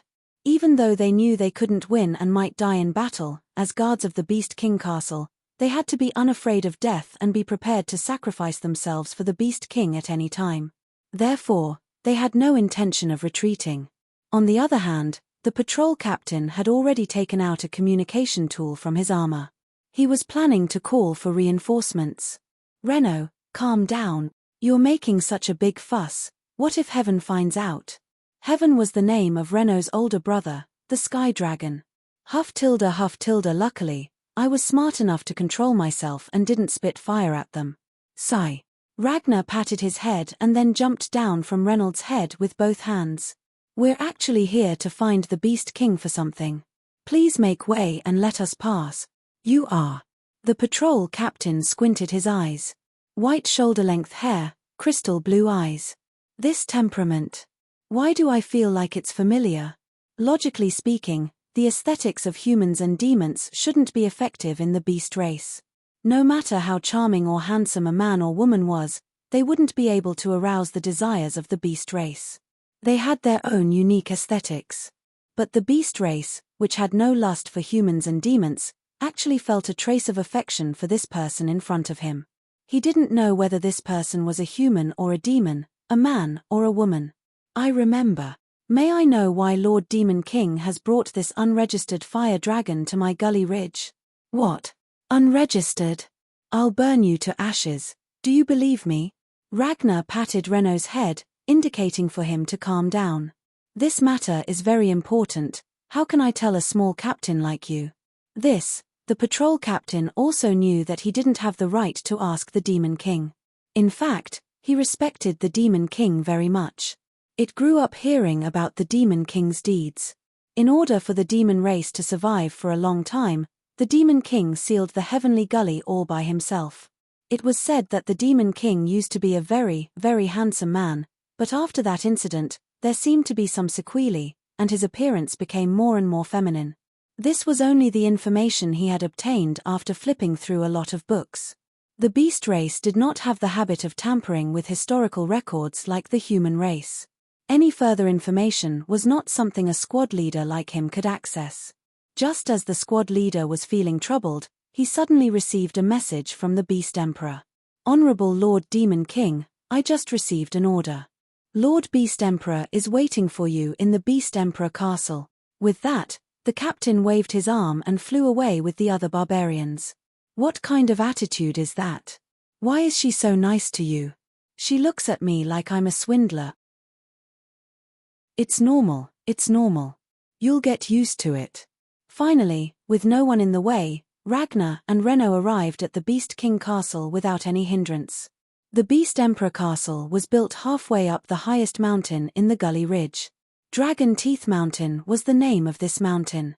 The name of Dragon Teeth Mountain came from its unique shape, which looked like a dragon's tooth growing out of the ground. The mountain was slightly curved, and it was 9,320 meters above sea level. It was rugged and steep, and the 90-degree vertical angle was a major feature of this place. The slightest carelessness could lead to a fall. The Beast Emperor Castle was located within Dragon Teeth Mountain. Renault brought Ragnar to a cave in Dragon Teeth Mountain, which was heavily guarded on both sides. They flew into the cave and saw that the walls were illuminated by faint blue lights. These lights were made from the remains of a special plant, which could emit faint blue light. The entrance of the cave led straight into Dragon Teeth Mountain, which was like a maze, full of dense tunnels. Fortunately, Ragnar and Renault had been here before, so they didn't get lost. Following the path in their memories, Renault and Ragnar finally arrived at the core of the Beast Emperor Castle, where the Beast Emperor's throne was located. It was a very large cave, and the surrounding walls were carved with countless lifelike murals, which made people feel a sense of oppression. There were no other beasts here, so the Beast Emperor should have evacuated them. In the center of the cave, there was a stone chair nearly 100 meters long. The bottom of the stone chair was connected to the ground, which seemed to have been carved out by a huge rock. Not far in front of the stone chair was a table of similar size. The table was carved with many horizontal and vertical lines, which were used by the Beast Emperor to play chess. Yo, long time no see, little tortoise. Ragnar raised his right hand and greeted him as if he was greeting an old friend. Ragnar, don't talk nonsense. Ragnar's words scared Renault so much that his heart almost jumped out of his chest. He actually dared to call the Beast Emperor Little Tortoise. At this time, there was a huge round creature sitting on the stone chair. Its body was tightly wrapped in a round dark green shell, and only its short limbs and head were exposed. If an outsider saw it, they would definitely think that it was an old tortoise that had been magnified countless times. That's right, this was the most powerful Beast Emperor in the legends, the Beast Emperor. According to Nawab, the deeper they went into the Reef Island, the more dangerous it became. Nawab didn't say what the dangers were. After all, the goblins of this generation had never left the fourth ring. Some information about the third ring was given to them by Vala. According to Vala, he had come to the third ring when he was under the control of Vasilit Fong. This place seemed to be famous for its swamps and plants. For some reason, the plants here seemed to have a life of their own. They would tie up dangerous things and drag them into the swamps to protect their own safety. Although this was the case, they were still just plants. They could easily cut the attacking plants into pieces with magic, so they didn't have to worry too much. This was only the outermost layer of the third ring, so how could it be so dangerous? Avina and the others walked for 2 to 3 hours, and finally arrived at the outermost layer of the third ring before evening.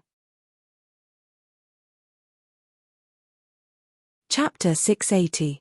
They were lucky that they didn't meet any other teams along the way, but it was also possible that they didn't want to fight against them, so they didn't show up. But in terms of the result, this was definitely the best.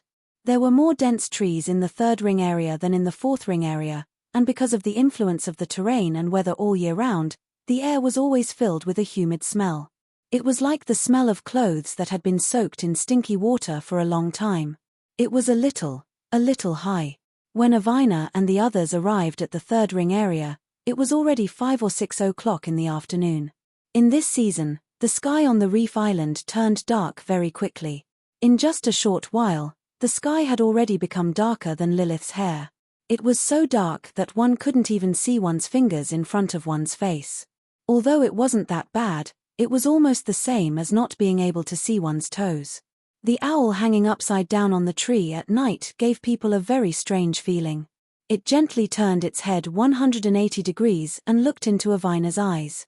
Phew, Tilda, that scared me. Avina patted her chest to calm down a little bit of panic.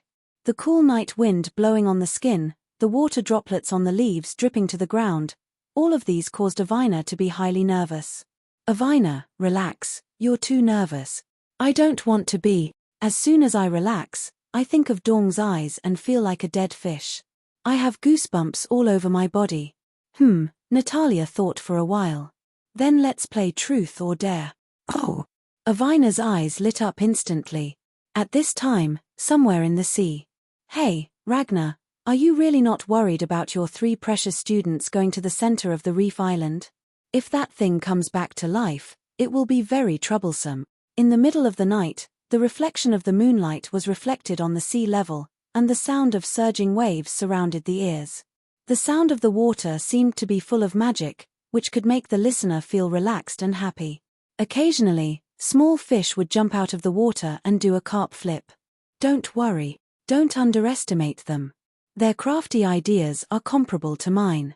The sea surface that stretched as far as the eye could see was suddenly stirred up by a gust of wind. A colossal object flew close to the surface of the sea. The fiery red scales showed an indescribable majesty, and the huge and powerful wings flapped up and down on its back, making the nearby fishes unable to sleep. Sigh, forget it. Since you're so confident, that's fine. Don't blame me for not warning you if something happens.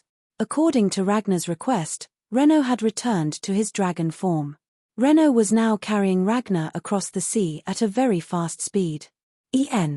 Thinking about it carefully, the 3 of them might indeed be in a bit of danger.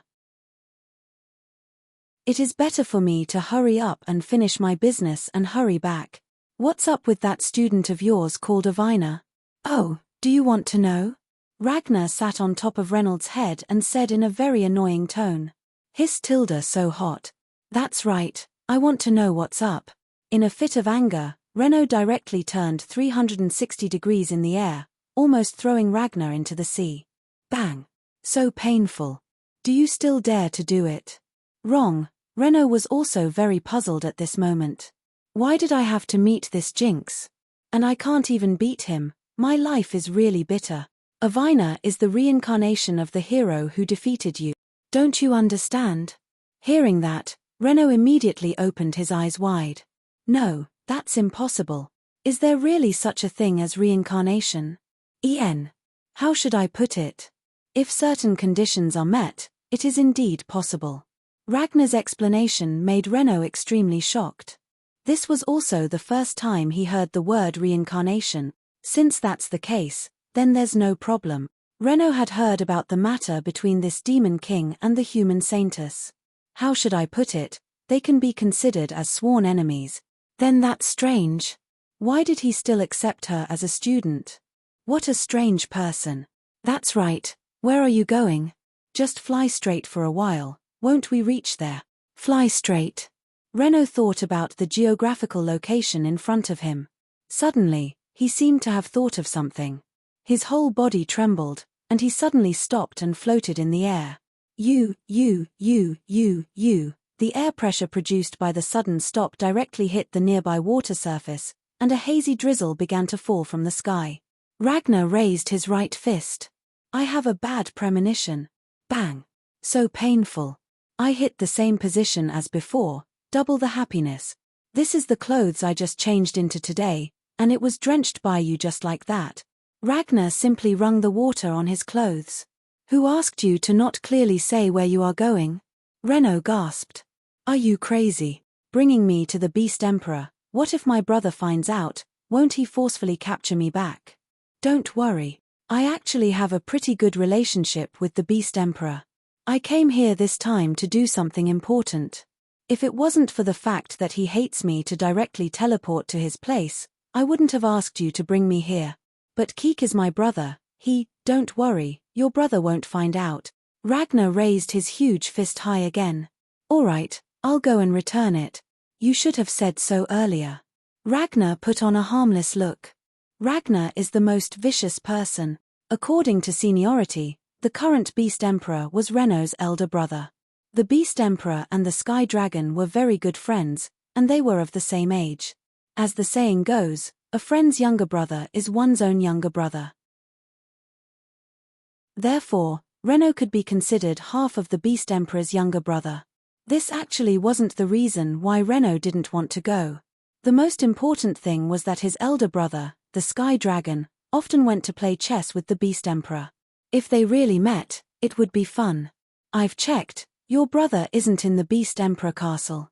The Beast Emperor Castle was the place where the Beast Emperor's royal family lived. After a few minutes, a row of uneven shapes finally appeared on the other side of the coastline. It was the vast mountain range of the Beast Emperor's territory. The Beast Emperor's territory was not the same as that of the human race and the demon race. Although they all equally divided 1/3 of the Starwish Island, most of the Beast Emperor's territory was formed by the sea, and there were many subsidiary islands under the sea. Reef Island was a good example. Chapter 681. The island where the Beast Emperor Castle was located was called Gully Ridge. It was an island full of steep cliffs, with an average elevation of more than 2,000 meters above sea level, with the highest drop reaching 10,000 meters. One had to be extra careful with every step. If they missed a step, what awaited them would be a bottomless abyss. Therefore, the survival of the fittest. All the beasts living in Gully Ridge would have 1 or 2 life-saving skills. In the blink of an eye, Reynolds and Ragnar had already flown to the top of Gully Ridge. Thanks to Reynolds's dragon physique and majesty, no beasts came to cause trouble. Occasionally, 1 or 2 arrogant bastards would come over, but they were all scared out of their wits by Reynolds's shout. The Beast Emperor sat on a stone chair and let out a deep voice. The Beast Emperor's voice was like a very blunt machete. It clearly didn't have any impact, but it could make the other party feel oppressed and submit. Brother, Reynolds's eyes were a little evasive, as if he didn't want to look directly at the Beast Emperor in front of him. That guy Heaven has been looking for you for 100 years. I thought you were already dead, but I didn't expect you to be with this guy. The guy the Beast Emperor was talking about was, of course, Ragnar. That, Reynolds didn't know what to say. In fact, he was afraid of the Beast Emperor from the bottom of his heart.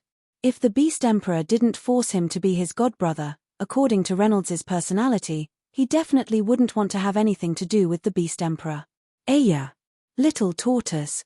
Don't talk about Reynolds like that. I also picked it up a few days ago in the human world. After that, Ragnar told the Beast Emperor how he discovered Reynolds. I see. Your escape skills aren't bad either, the Beast Emperor said slowly. But, the next moment, he suddenly stared at the place where Ragnar was standing. Foam. A wind blade so fast that even Reynolds didn't notice it directly attacked Ragnar. Bang, a sound was heard. A few meters long crack was left on the ground. Aya, little tortoise. How could you sneak attack me without saying anything? Ragnar used a space jump to change his position before the wind blade hit him, and used it to dodge the attack. Just as he finished speaking, another foam sound was heard. The second wind blade appeared. It was much faster and more powerful than the previous one. Unfortunately, Ragnar easily dodged it. "I told you not to call me little tortoise." All right, I won't call you little turtle." Foam. He missed again. At this moment, Renaud was already dumbfounded. He had heard speculations about the Demon King's strength in the past. Some people said that he was the strongest person on Starwish Island, but he didn't believe it. Looking at it now, he had to admit defeat. In fact, as early as 100 years ago, Renaud didn't plan to go to Ding Cheng to play with humans. He originally wanted to go to Kasa City to fight with Ragnar, but at that time, the war was very tense, and Ragnar was busy at the front line, so he wasn't in Kasa City at all. Now that I think about it, he was really lucky that he wasn't in Shanghai at that time. "Tell me, Ragnar, why have you come here today?" The Beast Emperor knew that his attack would fail, but he still used it to warn Ragnar. "About this, the thing that I am going to tell you is very important. Is it that you demons don't have enough pigs to eat again? All right, I'll give you another 10,000 pigs." The Beast Emperor waved his tortoise paw, as if he was trying to dismiss a beggar. "It's not that. It's something really important. Don't lie to me. When have you ever said something important that you didn't ask me for something?" The Beast Emperor's tone unknowingly became a lot more agitated. Even Renaud had never seen the Beast Emperor like this before. "Really? It's about humans." The Beast Emperor narrowed his eyes slightly. He could indeed feel the seriousness of the matter from Ragnar's heartbeat. The Beast Emperor was a turtle god that had lived for thousands of years.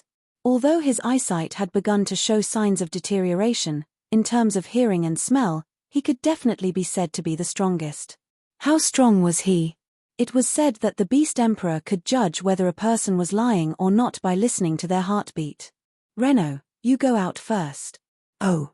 Reynolds sighed and slowly dragged his huge body out of the cave. His appearance was actually a little funny.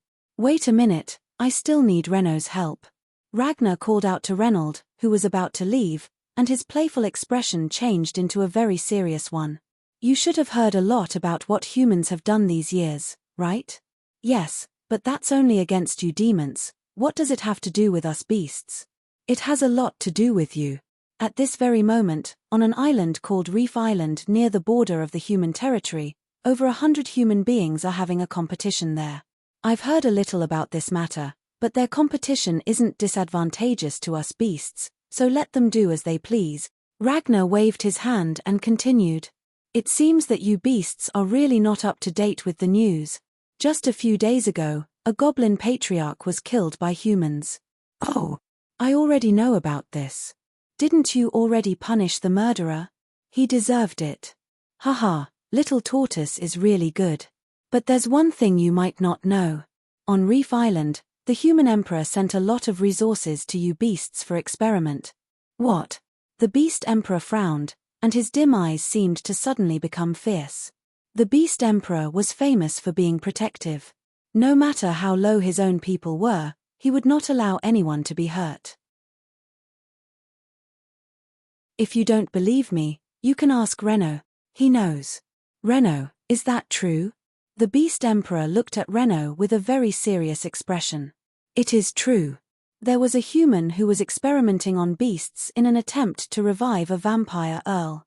The vampire earl was once a very famous noble among the beasts. As the name implied, it lived by sucking the blood of other beasts. In the beginning, it was fine. The vampire earl only sucked a little blood from other beasts, but later on, it began to directly torture and kill creatures, causing the death of thousands of creatures.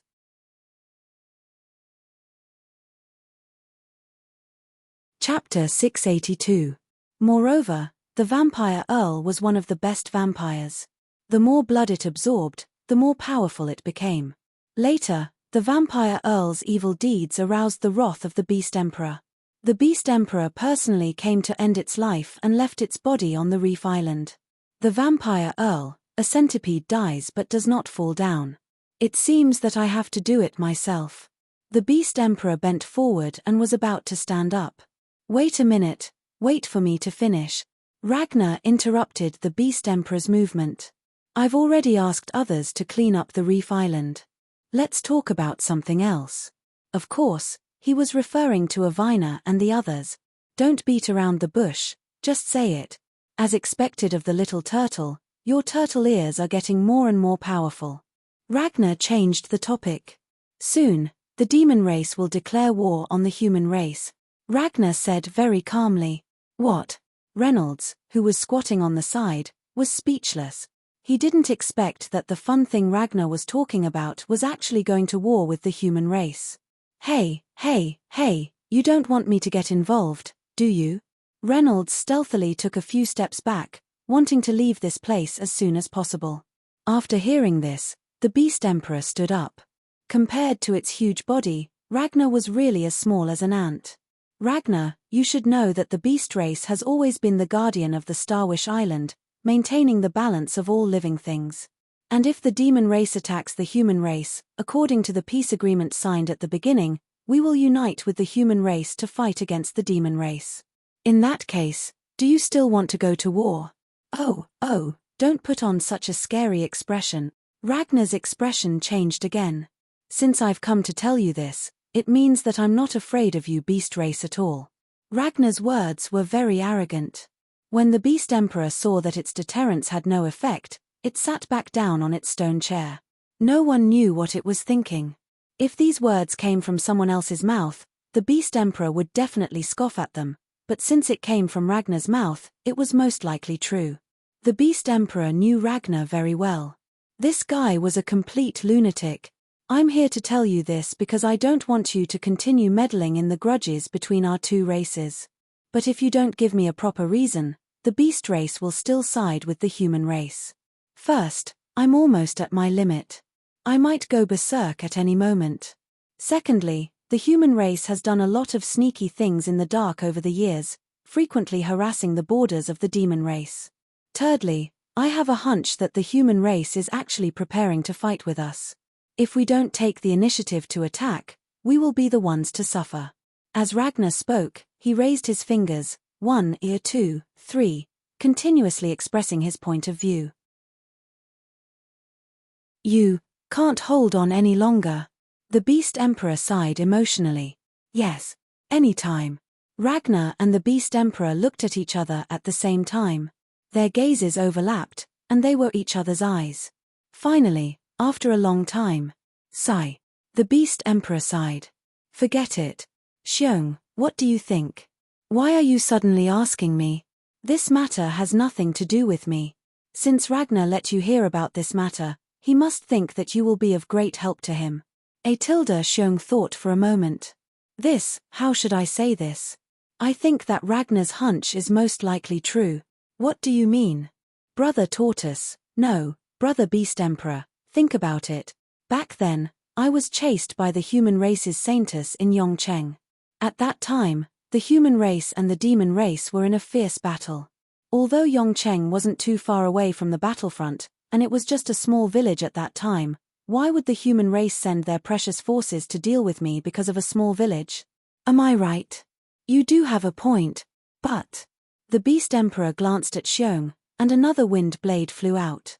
Xiong didn't have Ragnar's reflexes and adaptability, and was directly hit by the sudden wind blade.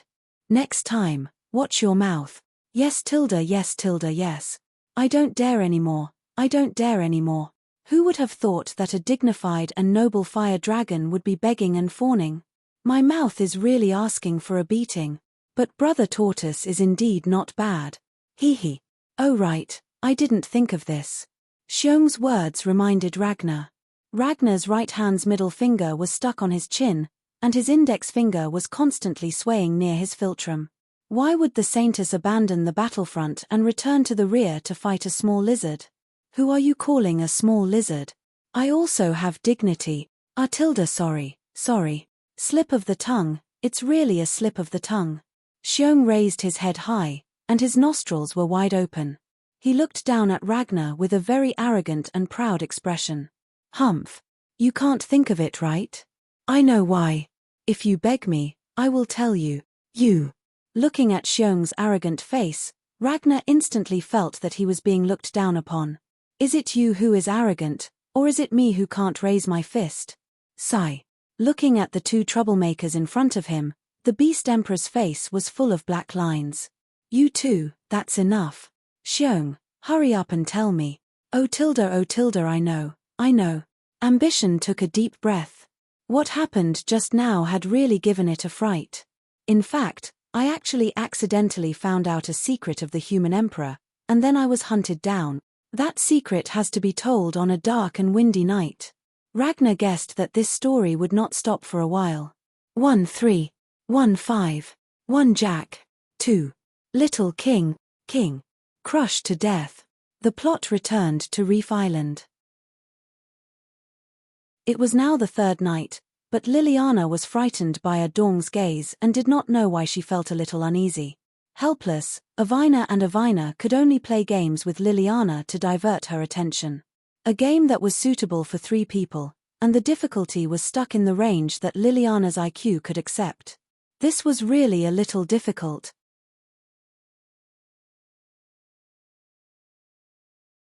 Chapter 683. After thinking for a long time, the 3 girls finally chose a card game that was very challenging. Of course, this couldn't be a simple card game. There was a rule that said you can use magic in the rules. In other words, you can use magic as much as you want without being discovered. The loser would be punished by truth or dare. I still have 2 4s, a K, and a trump bomb. As long as I can use this K, I will definitely win. Liliana was looking at the 4 cards in her hand, looking for a way to defeat her opponent in one move. Landlord, hurry up. I've been waiting for so long. Ariwena urged from the side. No Tilda, don't. In this game, Liliana was the landlord who was besieged. The order of the cards was from Liliana to Avina and then to Avina. I've been tricked. What a good Ariwena. She actually disrupted my train of thought and forced me to play my cards. I miscalculated. Avina, I'll use 3 4s to suppress you. Avina gave Avina a look. Don't worry, I won't hit you. Avina nodded in response. What to do? Should I not use it, or should I use a trump bomb? Liliana looked at the cards in her hand. Her burning gaze almost penetrated the cards, but she still couldn't see anything. There's no other way. Come out, hexapod wings. Liliana shouted, and hexapod wings flashed out in front of her. Bang! Liliana pulled hexapod wings out of its sheath and stabbed it into the ground beside her. Hexapod wings was very bright and appeared silver-white. It could be used as a mirror. Liliana, you actually want to peek at my cards through the reflection of hexapod wings. According to the rules, the 3 parties couldn't move around casually. So Avina couldn't change her position even if she wanted to. I see it. Trump bomb. I'll crush you. Through the 6 wings, Liliana saw the cards in Avina's hands. Avina had a total of 5 cards in her hand, 3 8s and a pair of 4s. Humph, he's definitely going to win. It's not even as big as the one in my hand. The king in Liliana's hand fell to the ground. That's. The moment Liliana's hand landed, she actually saw a trace of a smile appear at the corner of Avina's mouth. Liliana, you're still too inexperienced. Liliana saw a piece of soil near Avina's feet move slightly. Then, a small piece of soil moved to another area, revealing a card. Avina, you. He was actually hiding his cards. When is it? Could it be? Liliana guessed that Avina must have hidden the sword when she pulled it out. Liliana took a closer look and realized that the mud was actually the corpses of ants and little bugs. Avina. Avina was currently sitting on Liliana's right side, looking as if nothing had happened. Without a doubt, Avina's undead magic was the handiwork of these small animals. You've been tricked. Avina picked up the card on the ground. An ace. It's bigger than yours. What? Liliana, I know that you only have 2 4s left in your hand. Give up, 3 8s with a pair of 4s. But right at this moment, Liliana actually laughed. Ha ha ha, Avina, Liliana, I knew that you two would play this trick. Luckily, I was prepared. Liliana reached her hand into her clothes as if she was going to do something indecent, but to her surprise, she pulled out another 2 from her underwear. 1 2, it's bigger than yours. Liliana, you. Luckily, when my hand slipped just now, I didn't hold the card firmly, and the card slid down my sleeve into my clothes.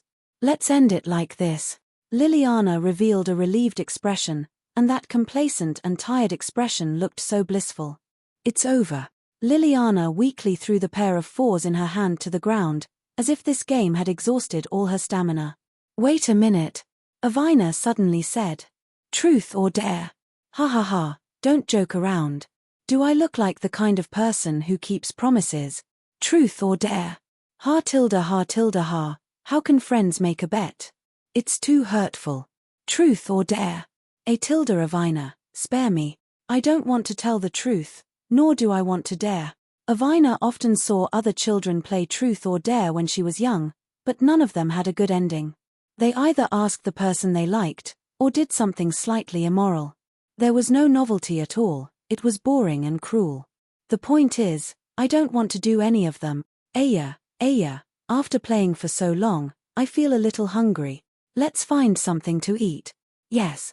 Liliana took out a relatively large backpack from the black disc, which was specially prepared for them by Yuhua to store food and water.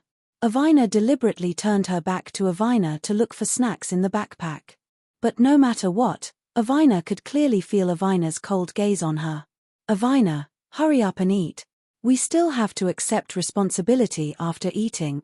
Avina replied, not knowing whether to laugh or cry. I remember there should be pig trotters in here. Avina opened the zipper on the backpack, then reached in with her right hand and rummaged around. Pig trotters. Pig trotters. Suddenly, Avina felt that she seemed to have touched something strange. It felt fluffy, and it was something full of hair. It felt chubby and a little warm. She should have touched it before. What is this? Avina pulled the thing out. A white and fat thing appeared in front of her just like that. Avina held it by the fur on its back and suspended it in mid-air. Its 2 small front paws were holding a big and hard carrot and stuffing it into its mouth, making catcher-catcher sounds. Bye. Avina suddenly said in surprise. I haven't seen you in a long time. Ariwaina's eyes turned as if she had seen a life-saving straw. She hugged Bye tightly in her arms with a fut sound. Catcher, let go of me, I can't eat anymore. Bye said in a very coquettish voice. Bye. Avina and Liliana also saw Bye in Avina's arms and came over. Bye, why are you here? Chapter 684. When Bye thought of the reason it was here, it could not help but spit out the tasteless carrot crumbs in its mouth along with its saliva. Bah! It's all that idiot Reynolds's fault. I was fishing for rich guys on the roadside of the city, but he forced me into this backpack and forced me to come with you. Oh, so that's how it is. Avina's eyes rolled as she deliberately used an attractive and pretentious tone to speak. Aya, Bye. Where did the carrot in your mouth come from? Immediately after, Avina seemed to have thought of something and pretended to be very surprised. Don't tell me it's from the backpack. Avina, you.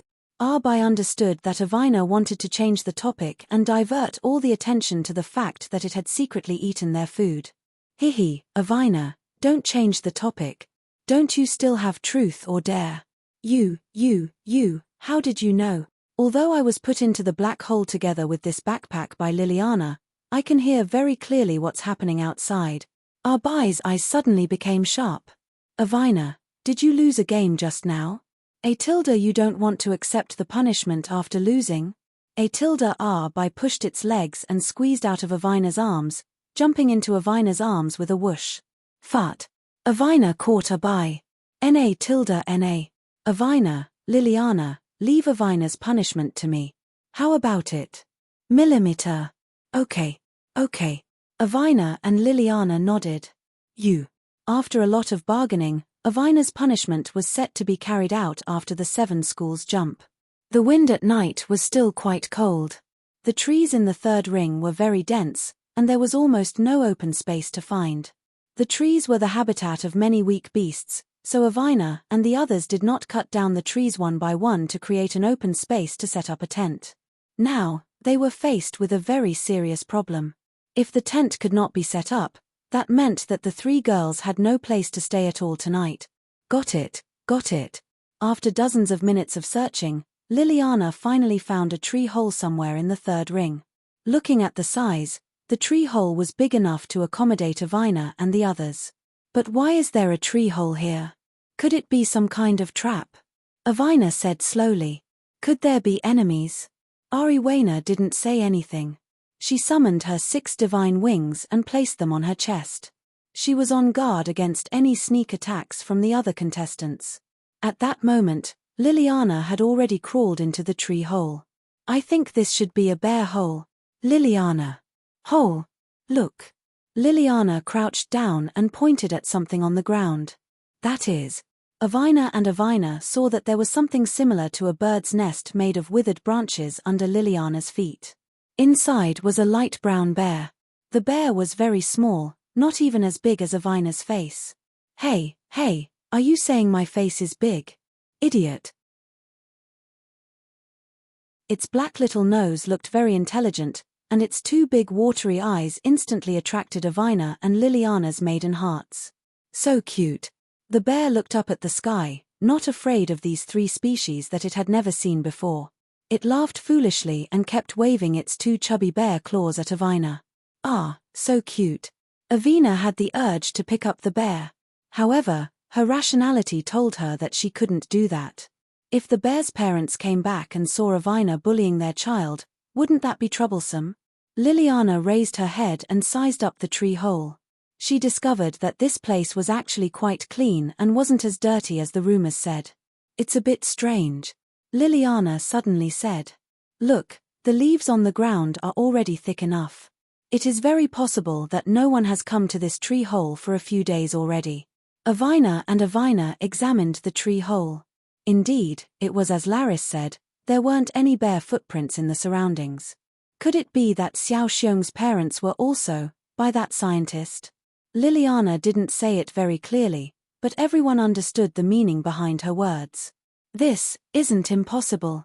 The 3 women took a look at the bear beside their feet. Right now, their eyes already revealed some pity. It probably hasn't eaten for a long time. Judging from the bear's body size, Avina felt that this bear should have just been born. Some of its body movements were still a bit stiff. Liliana broke off a small branch from the big tree outside, then dipped the branch into the honey jar that she just took out from her backpack. Nuo tilde nuo tilde nuo. Liliana passed the honey-dipped branch to the bear. Wa. Seeing the honey, the bear's eyes instantly lit up. Poochie poochie, the bear clumsily shook its body and crawled towards Liliana. Wa. Along the way, the bear even tripped a little. However, it immediately stood up again and continued to run towards the honey in its eyes. Hoo. Looking at the bear's satisfied expression, Liliana felt that it was enough. For me. Right now, Avina and Avina also looked at each other at the same time.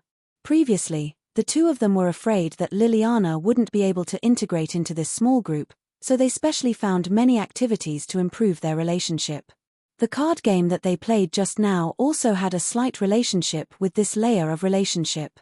How should they say it? Looking at Liliana's slightly immersed expression, everything that they did was worth it. It was quite gratifying. Just like that, it was the 4th day of the 7 schools jump event. Counting with one's fingers, today should be a very busy day.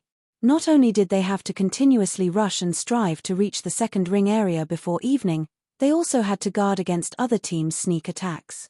Avina had the ability to see through heterochromatic pupils, so she was in charge of detecting dangerous things.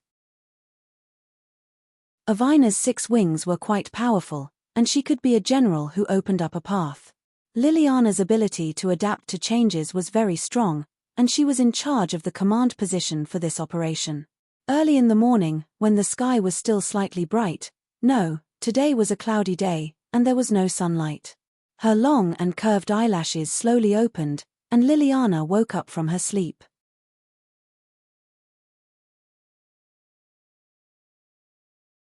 Chapter 685.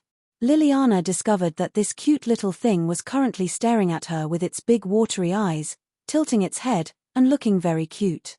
"Morning," Liliana said softly. "Wa." Little Bear also seemed to understand what Liliana said and cried out. Its voice was also very cute, causing one's heart to melt for a moment. Liliana slowly stood up and placed the blanket that was covering her body back into the black round plate. Immediately after, she stretched out her arms to both sides and used her body to form the word big. It seemed that she had slept very comfortably last night. Avina saw that Avina who were beside her had already woken up, and the two of them were currently standing outside the tree hole, not knowing what they were doing. "Yo, you woke up. Little sleeping bug." Avina waved her hand and said jokingly. Being called little sleeping bug by Avina, Liliana's face turned red, and she immediately said, "What are you two doing?" "I am thinking, which is more delicious, rabbit meat or bear meat?" Little Bear that crawled out from behind Liliana's body instantly trembled, and a few drops of transparent liquid actually dripped out from between its two hind legs. Wahahahaha. Ha ha ha ha ha. Fart. It actually pissed its pants. Wahahahaha. Avina wrapped her arms around her abdomen and tried her best to restrain her laughter, but she still couldn't stop it. "This is the first time I have seen a bear that pissed its pants. Ha ha ha ha." Even Liliana, who usually didn't like to laugh, also giggled at this moment. She was amused by Little Bear's comical appearance. Avina said unhappily at the side. Avina restrained herself a little, but occasionally, there would still be laughter coming out from her mouth. Sigh. Avina sighed. "Liliana, I found a place nearby just now." Liliana frowned. She could feel that Avina's tone was a little serious. "You should be mentally prepared." Avina walked in a certain direction. "Come with me." Avina led Avina and Liliana to an open space not far away. The open space was quite small.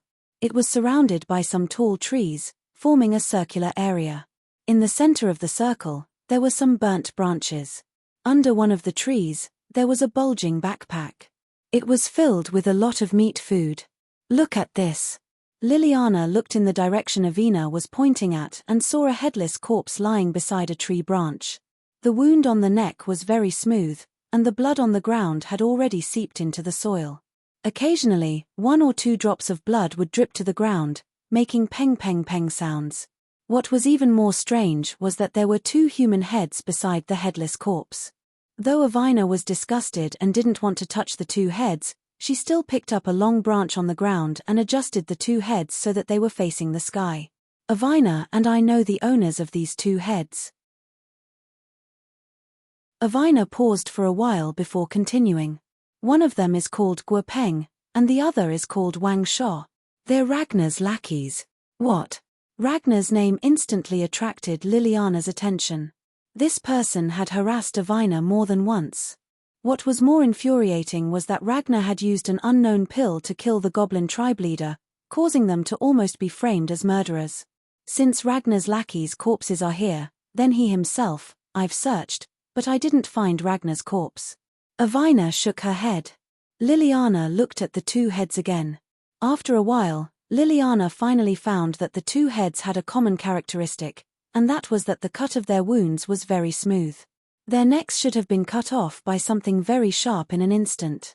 Liliana paid special attention to the expressions of the 2 heads.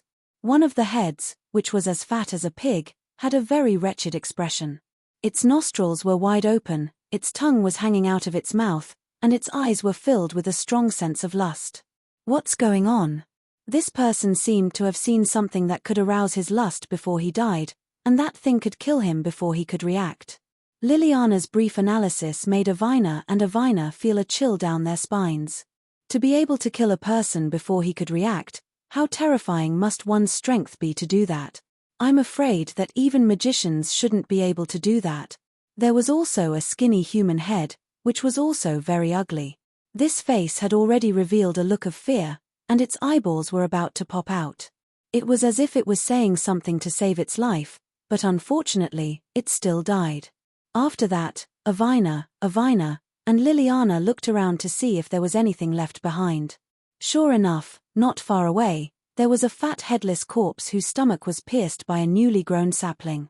Some of the body's organs were exposed to the air, emitting a foul smell.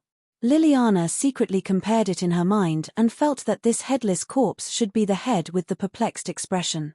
It seemed that this person should have been standing on a tree at that time, but he was attacked. His head was thrown to the open space, and his body fell down along the tree. His huge body was pierced by a branch. This was Liliana's hypothesis about the scene in front of her eyes. From the degree of rigidity of the body and the foul smell emitted by the corpse, Liliana preliminarily concluded that these two people should have been dead for at least a day. A day ago. Could it be? A figure suddenly flashed in Liliana's mind. It was the face of their dearest teacher, Reynolds. In Liliana's impression, the only person who could kill someone in microseconds was Teacher Reynolds. Thinking of this, Liliana couldn't help but think of Sister Jew. If Sister Jew is a demon, then is her brother, Teacher Reynolds, also a demon? Also, Ragnar seems to have a bit of a grudge with Teacher Reynolds.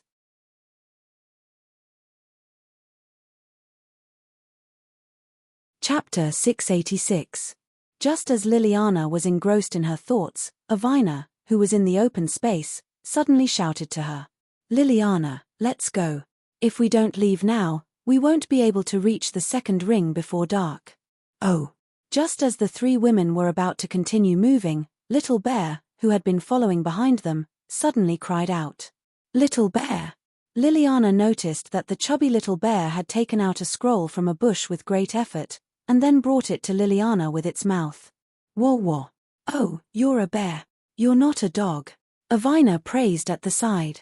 Liliana took the scroll from Little Bear and opened it. She discovered that the scroll recorded a series of crimes committed by the Vassalite family and their affiliated families. Every single one of the crimes committed by the Vassalite family would cause controversy in the society. Abusing the commoners in the slums, raping women, illegal transactions. Seeing this, the three women didn't feel any pity for the two men's deaths. I didn't expect the Vassalite family to do such despicable things. It's true. When they were young, Natalia and Liliana had met the patriarch of the Vassalite family. They originally thought that he was quite amiable, but they didn't expect him to do such things. Then what about Little Bear? Natalia asked a more crucial question. She could tell that Liliana actually liked Little Bear very much. Our next operation is too dangerous. We can't bring Little Bear with us. To Natalia's surprise, Liliana actually made such a judgment at this time. She thought that Liliana would ask to bring Little Bear with her. Besides, if we take Little Bear away like this, its parents will definitely be very anxious. As she spoke, Liliana squatted down and stretched out her jade-like right hand to touch Little Bear's head. Little Bear also seemed to be very reluctant to let Liliana leave, and it also cried out with a slightly hoarse voice. Be good, be good. We have something to deal with now. When we're done, we'll come and play with you. Wow. Little Bear seemed to understand Liliana's meaning and stopped pleading. After sending Little Bear back to the tree hole, Natalia and the rest embarked on their journey to the second ring. To be honest, this cloudy day is really strange. It's cloudy and looks like it's going to rain at any moment. However, regardless of the weather, Natalia and the others had no choice but to continue forward.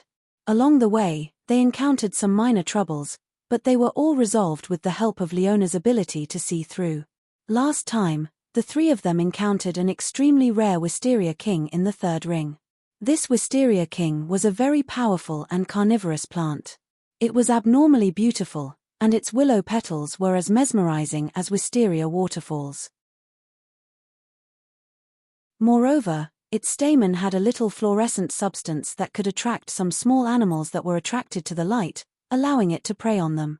It was a cloudy day on Reef Island. Strangely enough, the hurricane in the air was unusually fierce, and the temperature had dropped to near zero. According to Nawab, even on a place like Reef Island, this kind of gloomy weather was extremely rare. The strong wind caused the Wisteria King's branches to sway greatly, but the Wisteria King was extremely happy about this. Its long and dense branches actually had a very strong anesthetic effect. Its beautiful petals attracted other creatures, and when they weren't paying attention, the Wisteria King would use its branches to paralyze them and turn them into nutrients for the soil. Just based on Natalia's carelessness, she would pounce and run forward as soon as she saw the Wisteria King. Fortunately, Liliana saw through the peculiarity. Otherwise, Natalia would probably be trapped in the Wisteria King's roots right now. It was said that if a mage fell into the Wisteria King's trap, it was very likely that they would lose their lives. Seriously, what's wrong with the organizers of this 7-school competition? They didn't even say anything about the Wisteria King, and that scientist. Why didn't they scout out the place beforehand? Liliana thought for a moment. If. I'm just saying if. What if the organizers did it on purpose? Liliana's hypothesis caused both of them to stare blankly. If that's really the case, then it's too scary. Right at this moment, an ice arrow suddenly shot towards Natalia from the right. Its speed was so fast that Liliana didn't even have time to react. The ice arrow had already rushed to the front of Natalia. Bang! Natalia subconsciously leaned her body to the side and barely dodged the ice arrow, but a small wound still appeared on her knee. Who is it? Natalia was stunned to discover that the ice arrow's aura had already covered her wound with a thin layer of ice. It even helped to stop the blood from flowing out. This attack. Natalia looked at the ice arrow stuck in the ground. Ice magic. Brilliant dragon's howl? Over there, Natalia. Liliana instantly activated her heterochromatic pupils and saw 2 figures hiding behind a large tree to the right through the flow of magic particles. Haha. Natalia slashed towards the large tree to the right. The sharp Ragnar directly chopped the large tree in half, and the 2 figures appeared in her field of vision. Not bad. Natalia. But you're still a little lacking compared to us. The 2 figures walked in front of Natalia and the others. They were 2 girls, and what was surprising was that the 2 of them actually had the same face. The only difference was that their hairstyles were slightly different. One of them was a girl with long pink hair. She looked very gentle and quiet, and her slender fingers made people jealous. Standing beside her was a girl with 2 ponytails. She also had pink hair, and her standing posture didn't look very restrained. From her words and actions, one could feel that she had a mischievous personality. May Avina. May Mira's sound. Natalia couldn't help but clench her teeth when she saw the faces of the 2. This is troublesome. The one with long hair was called May Avina, and the one with 2 ponytails was May Mira's sound. They were twins. May Avina was the older sister. She was a contestant from Brilliant Dragon's Howl Magic Academy, and was also one of the favorites to win the championship. Speaking of which, the twins were actually quite familiar with Natalia and Liliana. The 3000 family and the Wuyue family were old friends, and the relationship between the 2 families was quite good, so the 4 of them often met.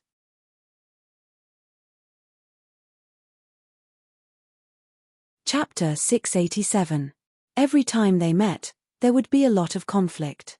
Natalia didn't like May Leona, but at the same time, May Leona wanted to tease Natalia, and she succeeded every time. Natalia didn't have a good impression of May Leona. Leona and May Avina's relationship wasn't bad, but that was only on the level of not bad. May Avina always had a very warm smile on her face, and she treated people well. Her magic power was also first class, but Leona knew her very well. May Avina was a complete black-bellied person, the type that was black-bellied to the bone, even blacker than a crow. If she caught something she liked, she would take it by hook or by crook.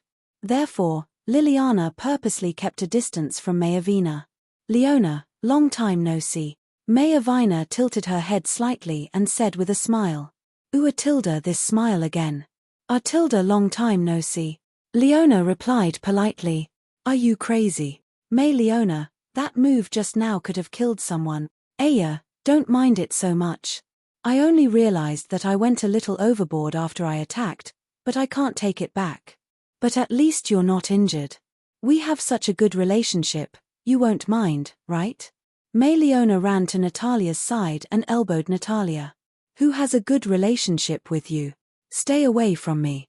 Natalia really couldn't do anything about May Leona. How should she put it? She was really like a child. Then why are you looking for us this time? Leona didn't beat around the bush and directly asked the most basic question. Tilda, can't we come and play with you if we don't have anything to do? Avina, we have very important things to do now. If it's because of the competition between the 7 schools, I hope we can meet at the Sacred Sword Dance Festival. Leona said very seriously and didn't seem to be joking at all. What a coincidence. That's what Liliana and I thought as well. Avina stroked Liliana's head and continued. Actually, we're here to ask if you've seen one of our juniors. He has black hair and is quite short. Right. I almost forgot. Have you seen my little brother before? Liliana bared her fangs and brandished her claws. Little brother? Natalia said in a despicable tone. Could she be your little lover? Pu. He really is one of my little brothers. Really. As Liliana explained, she used her self-created windmill punch. Although it didn't hurt, it had the effect of drawing aggro. Liliana and Avina didn't care about the 2 clowns. Avina, can you tell us the details? Actually, another member of our team got separated from us yesterday. Avina organized her words and continued. The fog yesterday was very thick. We originally wanted to find a stronghold to temporarily hide from the limelight. But we didn't expect that the junior who went out to scout hasn't returned yet. Missing again? Liliana and Liliana looked at each other and immediately thought of something. Which direction did your junior brother go missing in? There. Avina pointed a finger in the direction Natalia and the others had come from. As expected, if it's about this matter, we might have some clues. Liliana walked over. Aya, is this Miss Liliana? You're really as beautiful as the rumors say. Liliana's face turned red. This was the first time she heard a stranger praise her like this. Then, what are the clues you know? Avina said with a smile. Liliana nodded, indicating that Liliana could say it out. Although Liliana and Natalia didn't get along with the Wuyua twins, they still knew their characters. As a matter of fact, it was yesterday. In the next 10 minutes, Liliana told Avina about the scientists and the modified human, Ardong. I didn't expect such a thing to happen in the 7 schools competition this time. Avina said slowly. Actually, something strange happened to us yesterday. Liliana and I are relatively talented in water magic. Every time we rest, we will cover the camp with threads that look like spider webs. But not long after Junior went missing, our threads broke almost at the same time. No matter how arrogant Natalia was, she never doubted the strength of the 2 sisters. After all, she and Liliana had suffered a lot when they were young. Natalia knew a thing or two about the threads that Avina had mentioned. Spiders could lock onto the enemy's position through the vibration of their webs. The 2 sisters also created a kind of magic based on this principle. They condensed water molecules formed by magic into threads that were hard to see with the naked eye, and then wrapped them around the target. If an enemy sneaked up on them, they could react in time. They cut off your water net in an instant. Natalia and Liliana felt a little incredulous. Under normal circumstances, the Wuyua sisters would cover a wide area with their water net. It seems that the other party must be very fast. Listening to what you said just now, the person who broke our water net should be the Ardong with leopard legs you mentioned before. Avina clapped her hands. Although I've never heard of the modified human, but I believe you. Avina giggled. I've decided to follow you to find that scientist. Avina, just when Liliana wanted to say something, Natalia, who had just gotten rid of Liliana, pulled her and winked at her. Liliana tried her best to decipher the message that Natalia wanted to convey. Liliana, let them go. We just happen to be lacking thugs. Liliana replied to her. Natalia patted her chest. It's not that we can't bring you guys along, but you must listen to our orders. Also, if we can't find your junior, don't blame us.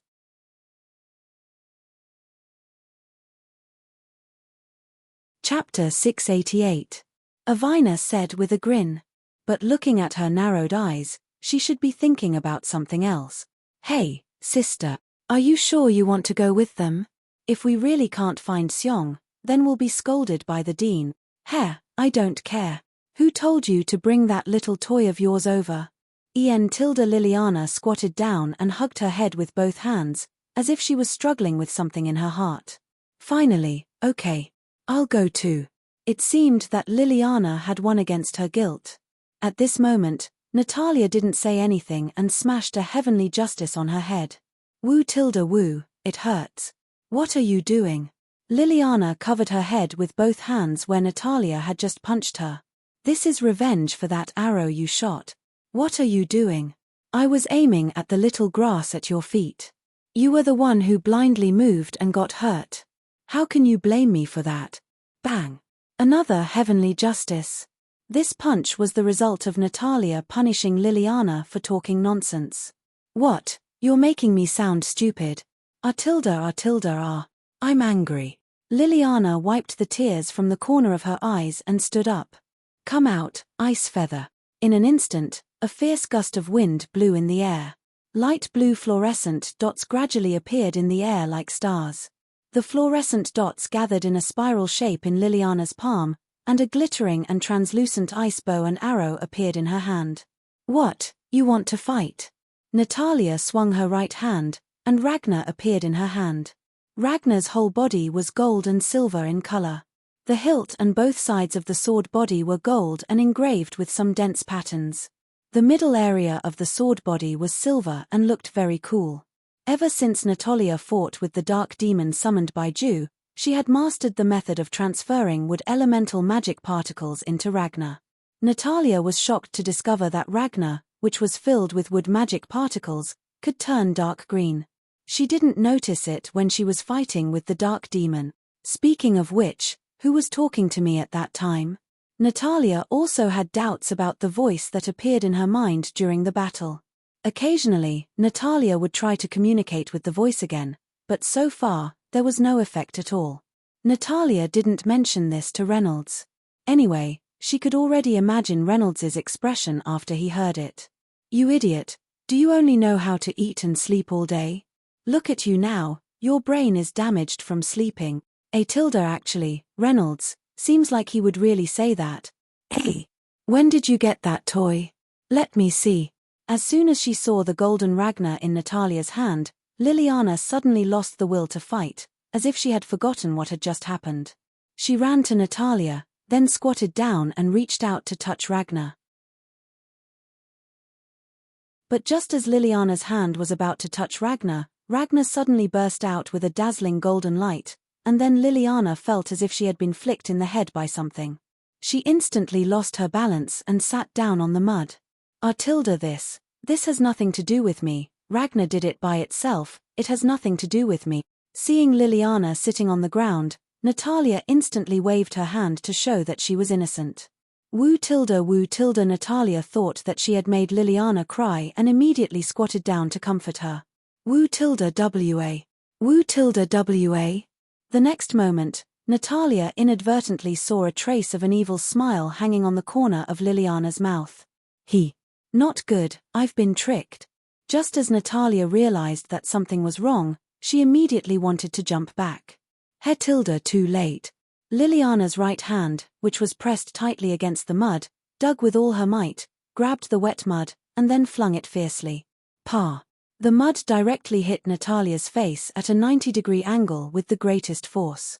The moment the mud touched Natalia's face, it split into countless small mud dots and flew backward. Several mud dots encountered Natalia's golden hair in the process of flying and dyed it khaki. Liliana, I'm going to kill you. After meeting the two sisters Mayavina and May Liliana by chance, the two of them also joined Natalia's scientist transformation plan. If I were to count, 1 woman, 2 women, 3 women. It's really 5 beauties gathered together. How should I put it? In fact, this kind of phenomenon was relatively common. Women had a unique advantage in the perception and application of magic power. Otherwise, it could be said that women were meticulous and clever. To a large extent, this was the reason why women were said to be meticulous and dexterous. As for men, it was said that men were created from the leftover dregs when God created humans. Therefore, Some of the more physically demanding jobs were done by men. As for the occasional appearance of magic geniuses like Ragnar, it was purely due to luck. There would always be some dregs who would be lucky enough to be photographed in a better place. Without saying much, the original 3-man team was expanded to a 5-man team in just a short time. Maya Viner, female, 17 years old, the eldest daughter of the Wuyue family. Magic adaptability, a rank, height, 169 meters, proficient in water magic. One of the representatives of Brilliant Dragon Magic Academy. She was the team leader of the team. She had pink long straight hair and was in charge of all the plans for the 7 Schools Leap event. Mei Lingyan, female, 17 years old, the second daughter of the Wuyue family. She and Maya Viner were twins. It was said that when she delivered the baby, Maya Viner's little toe stretched out from her mother's womb first, so Maya Viner became the eldest sister. Magic adaptability, B+ rank, proficient in water magic, ice magic.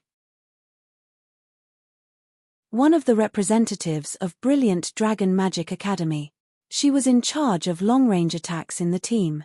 After discussing the specific route, the 5 women were in a hurry to get on with their journey. After all, there were still 2.5 days until the end of the 7 Schools Leap event. If they didn't speed up, it might really be too late. Chapter 689. Soon, the 5 women arrived at the side of the second ring-shaped river on the reef island. As long as they crossed the river in front of them, they would enter the second ring of the reef island. What the hell? Why is the river in the second ring so much wider than the one in the third ring? Just as Natalia said, this river was twice as wide and deep as the one in the third ring. It was still cold and windy. Compared to before, the current whistling wind seemed to have expanded a lot. Wherever the wind passed through, it would set off up undulating waves. It was like the surface of the sea in a stormy weather. All the water would be a ferryman's nightmare. How do we cross? Natalia asked doubtfully. Of course we cross like this. After saying that, Liliana summoned her weapon Icefather. Liliana held the Icefather in her left hand and raised it in front of her eyes. Her right hand pulled the faintly discernible ice string in the air and then pulled it fully. Then, a light blue ice crystal arrow appeared on the Icefather. The cold of the sky, the water is ice, thousands of miles of ice, under the warm sun, bones and hearts, my arrow breaks 10,000 laws. 10,000 miles of ice. After chanting the incantation, a huge wave of cold air slowly converged at the tip of the ice arrow. The surrounding temperature instantly dropped a lot, and the tip of the arrow emitted a crystal blue light. Go.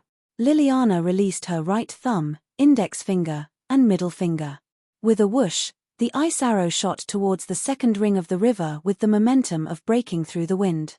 Bang! A loud sound was heard. The ice arrow hit the surging waves of the water. When the ice arrow came into contact with the water, a crackling sound came from there, and it became more and more concentrated. Natalia saw the water surface slowly freeze, and the ice layer spread very quickly. In the blink of an eye, a rectangular ice surface about 10 meters wide was formed in front of the 5 women. Let's go, Liliana said with a proud face. Chi. Although Natalia was very dissatisfied with Liliana's limelight, she still had to follow. When he stepped on the icy surface, the first thing he heard was a sudden cracking sound. Are you sure that this ice surface can withstand the weight of the 5 of us? Natalia, don't you know that your weight counts as 1.5? Courting death. Ha ha ha, I'm just joking. Don't take it so seriously. Liliana waved her hand in amusement and continued. As long as nothing unexpected happens, the 5 of us should be more than enough. The wind and waves on the surface of the water were so strong that the roaring waves slapped fiercely on the ice. It was as if a lion was stepping on an elk, and it felt like the ice would shatter at any time. Just as the 5 women were halfway to the ice surface, a fireball rushed towards them from the opposite shore. Dodge! At this time, their attention was completely focused, and even the slightest movement could attract their attention. It was just a fireball, so dodging it was still relatively easy. Pu. The 5 girls looked at each other and nodded. They immediately jumped up, and the originally dense formation was instantly disrupted. Not good, someone is guarding the river. Guarding the river, this was a battle strategy. It was the same as the battle strategy of guarding the bridge in a certain game. Set up traps in places where some people would definitely pass by, set up an ambush, and when some people pass by, suddenly appear and sneak attack them when they are unprepared, using this to achieve the effect of eliminating the opponent. Quickly find a cover, Avina shouted. The 5 women respectively hid behind the frozen waves that were closest to them. Bang! Bang! Another 2 fireballs rushed over and directly smashed onto the frozen waves. Humph, humph, my ice ceiling 10,000 miles is not something that can be broken by these few small fireballs. Natalia activated her heterochromatic pupils and looked towards the shore. She discovered that there were currently 3 people standing behind a few trees on the opposite shore. Among them, 2 of them were responsible for throwing fireballs, and the last one was actually lying on a rocking chair and drinking a drink that was prepared in advance. He looked carefree and at ease. Fire annihilation sky. Aya. Seemingly hearing Natalia's voice, the person who was lying on the ground stood up shakily. Aya, Aya, look at who this is. I thought it was some rotten worm or shrimp that took the bait. I didn't expect that it isn't the famous Sun Mengshu Magic Academy and Bright Dragon Tian Xiao Magic Academy. That person's tone was very exaggerated and pretentious. Aya, I didn't expect that the 2 favorites for the championship would actually be squatted by our fire annihilation sky here. What should we do? Ragnar, are you going to have a decisive battle with us here? Avina said slowly. Her eyes were half squinted, but there was no trace of a joking feeling. Ragnar, male, Fire Annihilation Sky Magic Academy's representative team leader, Magic Adaptability C+, good at using fire attribute magic. How would I dare to go against you all? Our Fire Annihilation Sky's strength is very inferior. Ragnar inserted his right hand's 5 fingers into his fluffy yellow hair. To be honest, I don't think that we can defeat you all here. We didn't know that you came over just now. So let's just let it pass like this. Ragnar waved his hand and motioned for his 2 teammates to stop. Let's go over quickly. Natalia rushed over first, but just as she lifted her foot, another fireball rushed over. Moreover, this fireball was more powerful than the previous one, and its speed was more than twice as fast. Bang! The fireball exploded at Natalia's feet. Fortunately, Natalia's reaction was still relatively fast, and she dodged the fireball at the critical moment. Hey, what are you doing? Natalia's anger directly rushed to her head. Ahahaha tilde sorry, my hand slipped a little. Natalia, what's wrong with you, to actually believe what he said? Avina rebuked angrily. Didn't your coach say that the Fire Annihilation Sky Magic Academy's strength isn't strong, but in terms of scheming, they are definitely number 1. This, he did say that. Before the start of the 7 schools competition, Ragnar had specially reminded Natalia of some information about the Fire Annihilation Sky. It was said that they would do anything to win. In short, 8 or 9 out of 10 of the things they said couldn't be listened to. Avina and Liliana had once been tricked by them, and thus suffered a lot of losses. When Ragnar saw that Avina had foolishly believed his nonsense, he suddenly burst into laughter. Even the other 2 teammates beside him also laughed at him.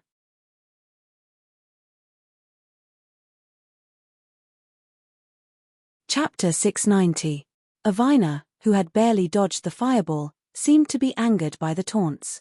Her white face was flushed red with anger.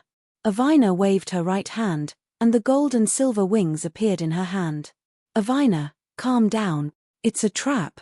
No matter how hard Hanako and Sakura tried to warn Avina, it was useless. Avina leaned to the side and stepped forward with her left foot. Her body's center of gravity shifted downwards.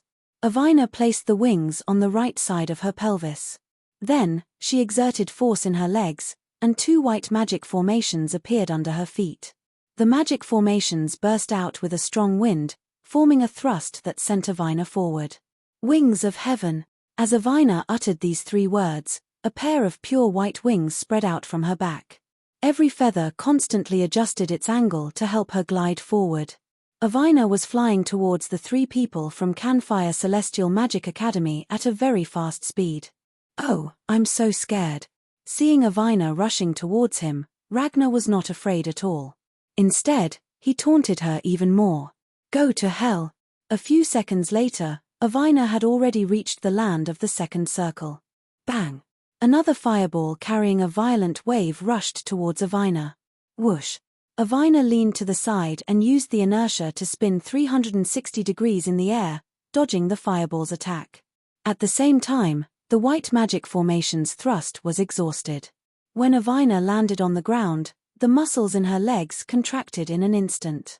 Her whole body was squeezed to the limit. She flapped her wings and slashed towards Ragnar's neck. "Me." Ragnar's lips curled into a strange, evil smile again. "Not good." Hanako saw through her heterochromatic eyes that there was something wrong with the fireball that Avina had just dodged. "Avina, be careful. It's a trap," Huakai shouted, but it was already too late. Just as Avina's 6 wings were about to hit Ragnar, Ragnar turned his finger, and the fireball that had just been dodged by Avina turned back in the air. Bang! The fireball exploded on Avina's back. Ah! A tearing pain came from her back. For a moment, Avina lost her balance. The 6 wings that were originally attacking drew a serpentine arc in the air, leaving a small wound on Ragnar's face. "My handsome face. Bitch, I'm going to kill you." Ragnar touched his face and found a scratch about the length of a finger. His originally calm face instantly became unnatural, and his facial features became extremely ferocious. It seemed that Avina had accidentally touched the place he was most concerned about. Between the heavens and the earth, the flame demon descends into the world. Endless years wander about the crowds coming and going, the burning flames illuminate all things. Suddenly, a frightening demon whispers, "Transform me into the evil god of massacre, and use my flames to purify your sins." World-splitting fireball.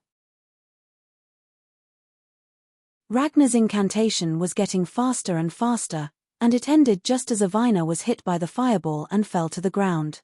A reddish-yellow fireball wrapped in black streamers appeared in front of Ragnar. The fireball constantly absorbed a large number of fire magic particles from the 2 team members beside Ragnar and grew bigger and bigger. The wind helped the fire, and with the silent help of the evil wind, the fireball once again expanded to its peak, and the 5-meter-big world-splitting fireball was finally released. "Ha ha ha, go to hell. Lemmy Avina of the Sun Mengshu Magic Academy, this is the result of scratching my handsome face." Just as Avina was about to get up and dodge, some cracking sounds came from her shoulder blades. It seemed that a few of the bones in her back had broken, and some of the bone tips had even pierced into her internal organs. Fart! A large mouthful of blood spurted out from her throat. This was the first time Avina tasted her own blood in this way. This feeling was really a little uncomfortable. Avina's consciousness told her that she must dodge the attack of the world-splitting fireball, but the great pain coming from inside her body again and again prevented her from moving. "Not good, I can't dodge it." Avina was already holding the little red flag on her belt in her hand. As long as she used a little strength and broke the little red flag issued by the 7 schools leap movement, the teleportation magic would be activated and send Avina back to the Gaia competition hall in the city. "I'm a little unwilling." Avina gritted her teeth and was about to break the little red flag in her hand. Suddenly, a large wave rolled up from the shore and hit the world-splitting fireball. With a whoosh, the heated wave instantly turned into a hazy mist and filled the surroundings. The momentum of the world-splitting fireball, which was originally rushing towards Avina, decreased a lot. It was like a magic train that had its engine turned off and could only rely on inertia to move forward. But even so, the power of the world-splitting fireball was still not to be underestimated. When she finally reacted, Avina's body seemed to be blocked by something, and the shadow cast on her body. "This is..." Avina raised her head and discovered that there was a huge black creature on her body. "What the hell?" Avina's expression changed subconsciously. "Isn't this the big spider that we met in the forest?" But thinking about it, this thing's corpse seems to be controlled by Lilith. Avina also changed and sighed. "You scared me." The big spider raised its forelimbs and slapped the world-splitting fireball, forcibly changing its trajectory and smashing it into a big tree at the side. It's useless, it's useless. You can't save her, ha ha ha ha. Ragnar covered his face with his palm, trying his best to suppress his laughter. The power of the world-splitting fireball was so great that it directly smashed several hundred-year-old trees in the second ring. Finally, it seemed to have reached its limit and suddenly shrank by one size. Not good, the fireball is going to explode. In the next second, the world-splitting fireball shrank by 1 meter again. Buzz. A sound that made one's heart tremble was emitted from the fireball. But just as the fireball was about to explode, Avina seemed to see a light blue reflective thing scurrying past her eyes. Ice feather strike! Avina shouted. When Avina turned her head, she discovered that it was an ice arrow that was shot over. However, this ice arrow was somewhat different from the ice arrow that Avina shot out before. Its entire body was covered with sharp ice thorns, and the tip of the arrow was like a blooming rose. Under the weak sunlight, it appeared to be dazzling and had a different color.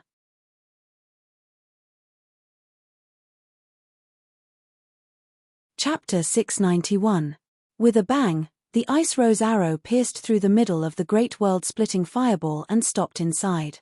Ha! Following Avina's shout, the ice rose gradually melted and quickly wrapped around the world-splitter fireball at a speed visible to the naked eye.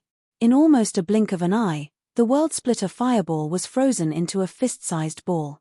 People who didn't know might think that it was a toy. Impossible, how can it be? How can my great fireball be broken? When Ragnar saw that his unique skill was broken, he was so scared that his legs went soft and he collapsed to the ground. Run!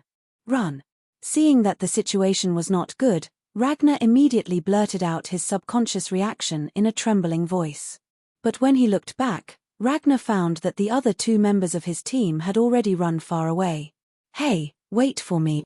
Just when Ragnar wanted to chase after them, suddenly several strong murderous intents came from behind, one of which was particularly strong. Ragnar was a little embarrassed to say what he was going to say next. I'll tell you a secret, and the price is to let me go. How about it? Ragnar stiffly turned his head back. He seemed to see the answer on their faces that he had long guessed. Can you not hit my face? This was probably the last bit of stubbornness that Ragnar had as a man. Apart from the time they had to travel, that meant that they still had about a day to deal with the scientist and the terrible Dawn. The task was very difficult. After reaching the second ring area, there were very few creatures that could be seen. Before, in the third and fourth ring areas, they could often see creatures that could fly and run, but in the second ring area, there were very few of them left. The 5 women walked forward for a few kilometers, and suddenly there was a rustling sound from the bushes not far ahead. Everyone instantly entered a state of combat readiness, each of them releasing their weapons and magic in advance, and immediately launched an attack at the slightest sign of movement. The surroundings were very quiet, so quiet that they could hear each other's breathing. It's coming. Along with Liliana's reminder, a tiger's roar echoed around them. Awoo! A 2-meter-long tiger jumped out from the bushes in front of him. It was not like an ordinary tiger that had black and yellow fur. Instead, it had lush white fur with a domineering black pattern. Its eyes were also wide open.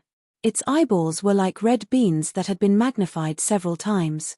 It originally showed endless majesty, and the word king imprinted between its eyebrows made it even more arrogant under the contrast of its white fur. However, right now, the steps that it took when rushing over gave off a kind of light feeling, and there wasn't even a trace of hostility leaking out from it. Take this. Avina swung her sword at the charging tiger.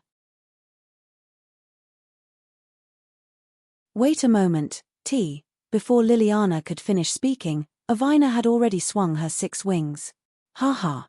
At this moment, the black and white tiger in front of them suddenly stopped before the 6-winged immortal beast. Then, it squatted down, and its 4 muscles instantly doubled in size. Then, it jumped up. Not good.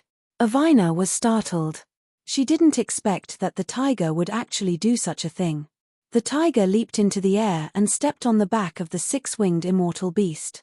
Then, as if using the 6-winged immortal beast as a stepping board, the tiger directly jumped over Avina's head and landed 3 meters behind Avina. What? So formidable. The tiger's astonishing action disrupted the 5 women's understanding. They had never seen a tiger do such a thing before. Thus, Tizia turned around and was about to attack again when Jongheng suddenly stopped him. Avina, wait a moment. Liliana finally had the time to stop Avina. What's the matter, Liliana? Look. After the tiger landed on the ground, it could be seen that it turned around and lightly roared at Avina. Then, it turned around and continued running. What's going on? Look, that tiger's right leg is injured. The women followed Liliana's direction and looked at the tiger that ran away. Indeed, there were some mottled bloodstains on the tiger's right leg. As for the wound, it couldn't be seen clearly. It should have been covered by the tiger's hair. To be able to make the king of all beasts feel fear, the women became silent. Seems like we have to re-evaluate the strength of the tiger. The tiger with white hair is an existence that is 1 level higher than the tiger species. It is said that the tiger's intelligence is already comparable to that of an ordinary human. Furthermore, the tiger is also able to mobilize the wind attribute magic particles in the air and fuse the magic into its voice, creating a deterrent effect. The 5 women looked at each other for a while, and in the end, they decided to continue on their journey. After walking for another few hundred meters, they discovered that there weren't any dangerous things that happened along the way. There was one thing that was worth noting. When Avina was walking, she tripped on a tree root that was exposed outside of the soil. Of course, this wasn't any foreshadowing. The tree root was just an ordinary tree root. It was just that Avina was distracted. No matter how careless Avina was normally, she wouldn't make such a low-level mistake at this juncture. Seems like she was indeed thinking about something in her heart, causing her to be distracted. The area of the 3rd ring was obviously smaller than the area of the first 2 rings by more than a few times. Along the way, they could occasionally see traces left behind by some powerful creatures on the trees, in the soil, and other places. There were 3 very hideous claw marks on the trunk of a certain big tree, and the direction should be left behind by an attack from the top right to the bottom left. They could already faintly hear the hua-hua sound of flowing water. It seemed like the 1st ring river was already not far away. Right now, the night had already fallen. What was even more frightening was that this chilly wind didn't have the slightest sign of weakening. Instead, it became even more rampant. Just like last time, the wind accidentally swept up some fine gravel and directly scratched Natalia's delicate cheek. It was Liliana who used magic to help her recover. It's almost time. Why don't we rest here for a night? Liliana looked around and said. Right here. Avina looked around. This was a small flat ground. It was hard to imagine that there would be such an open space in the 2nd ring.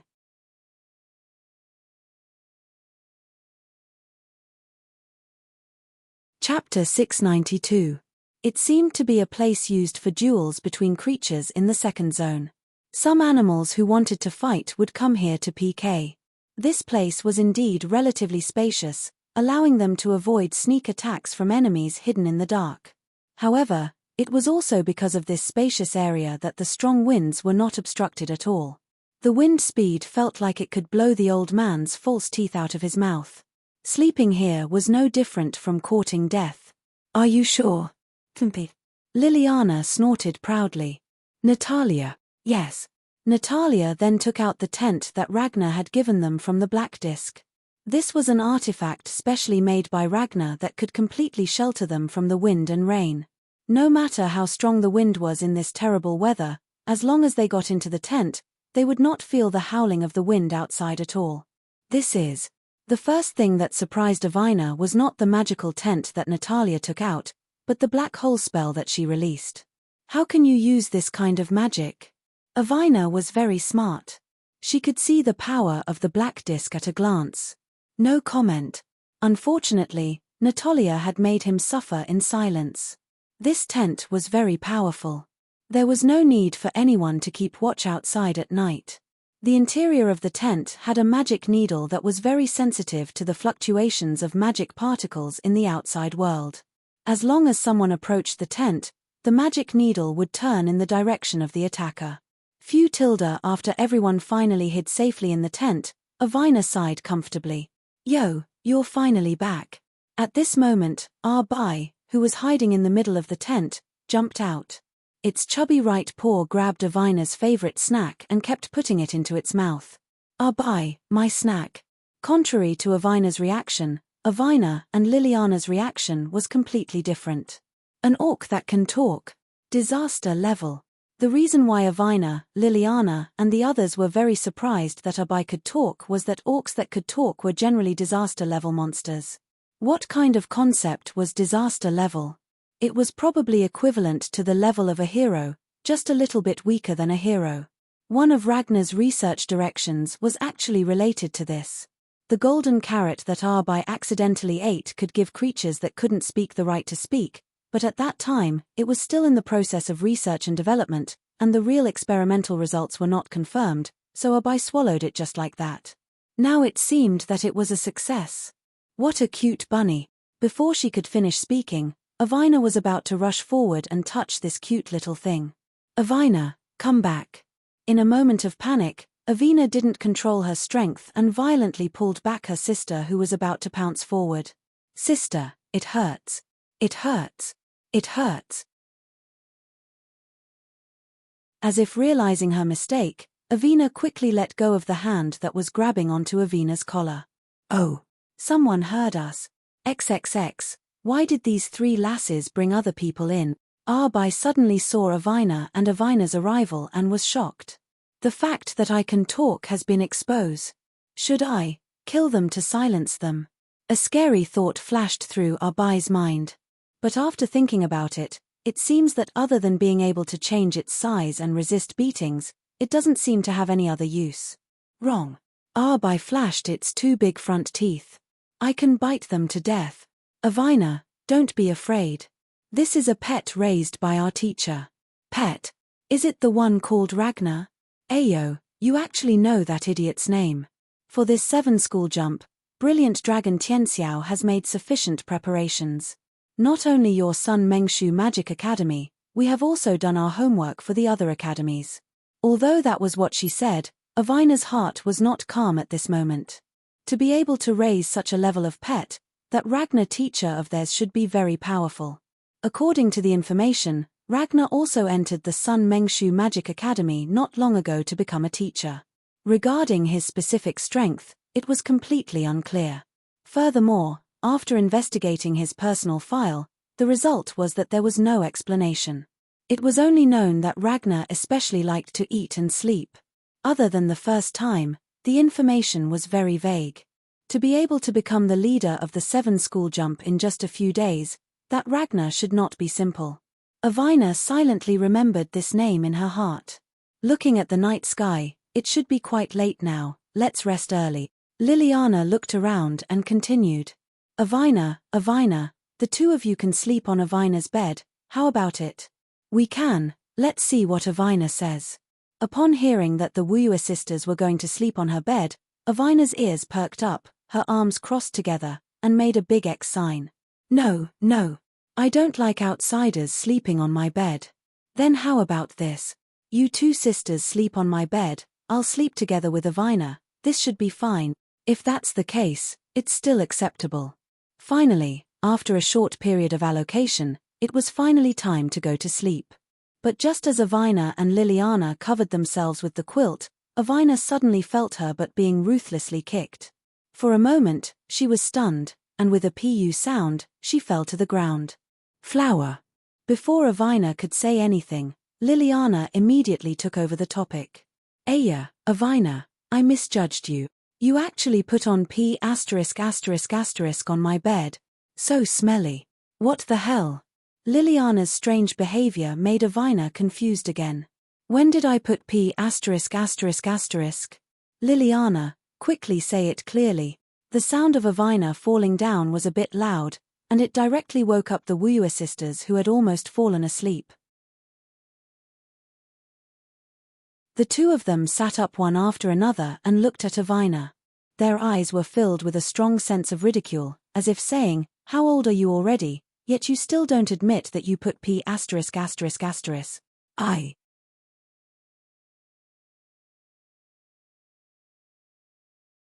Chapter 693. For a moment, Avina's face flushed red.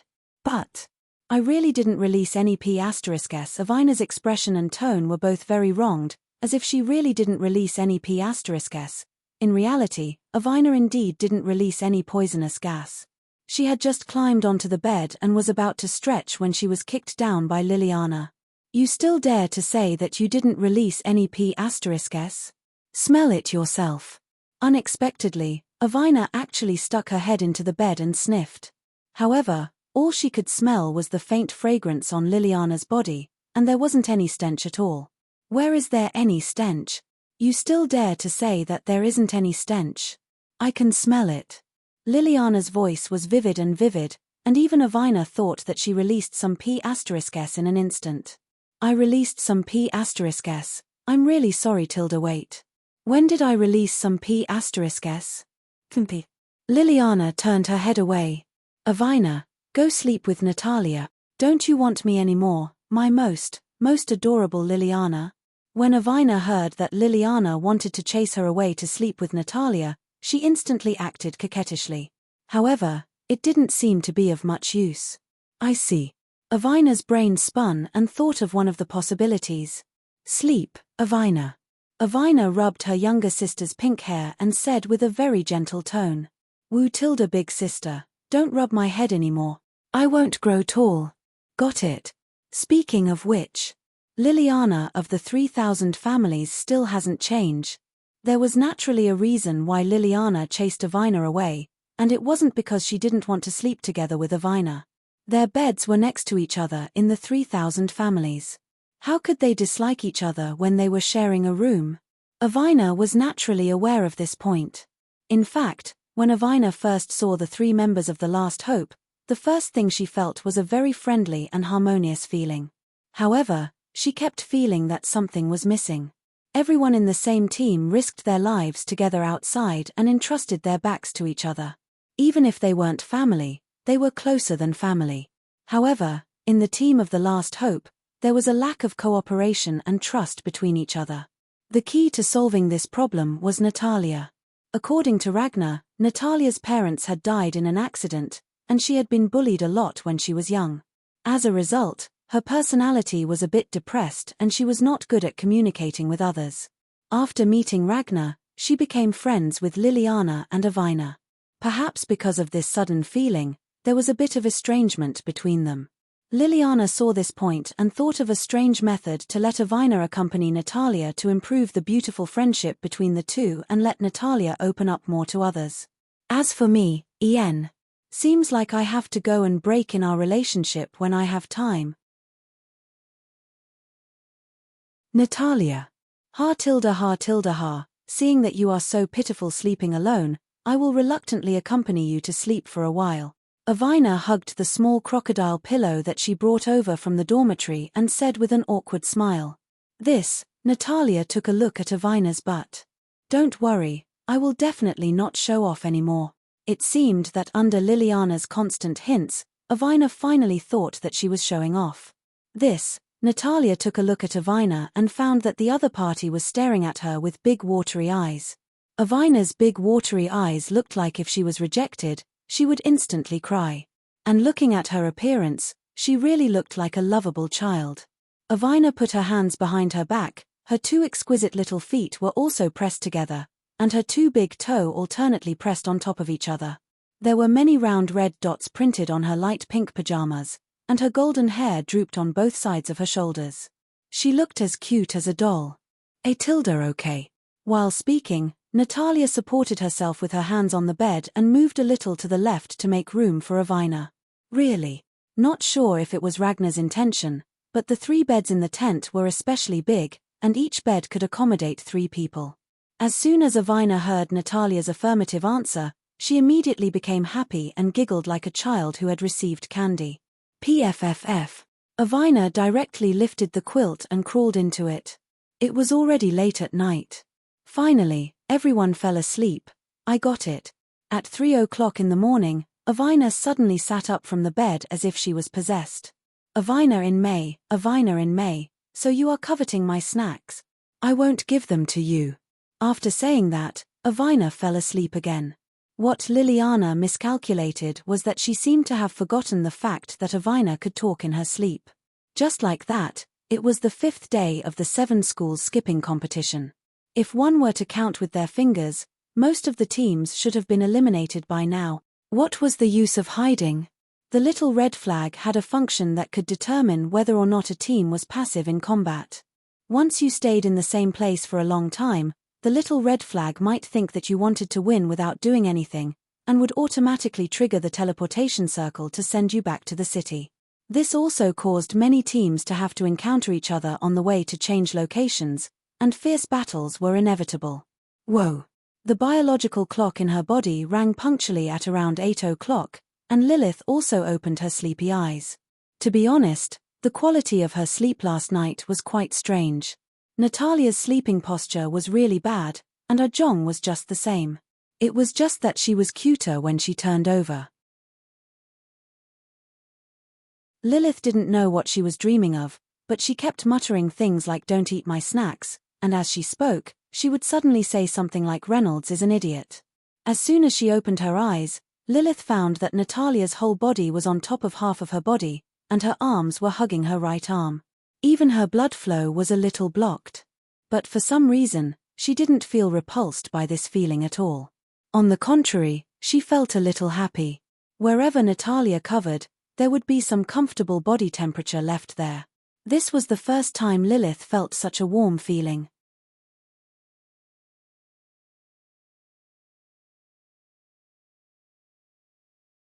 Chapter 694.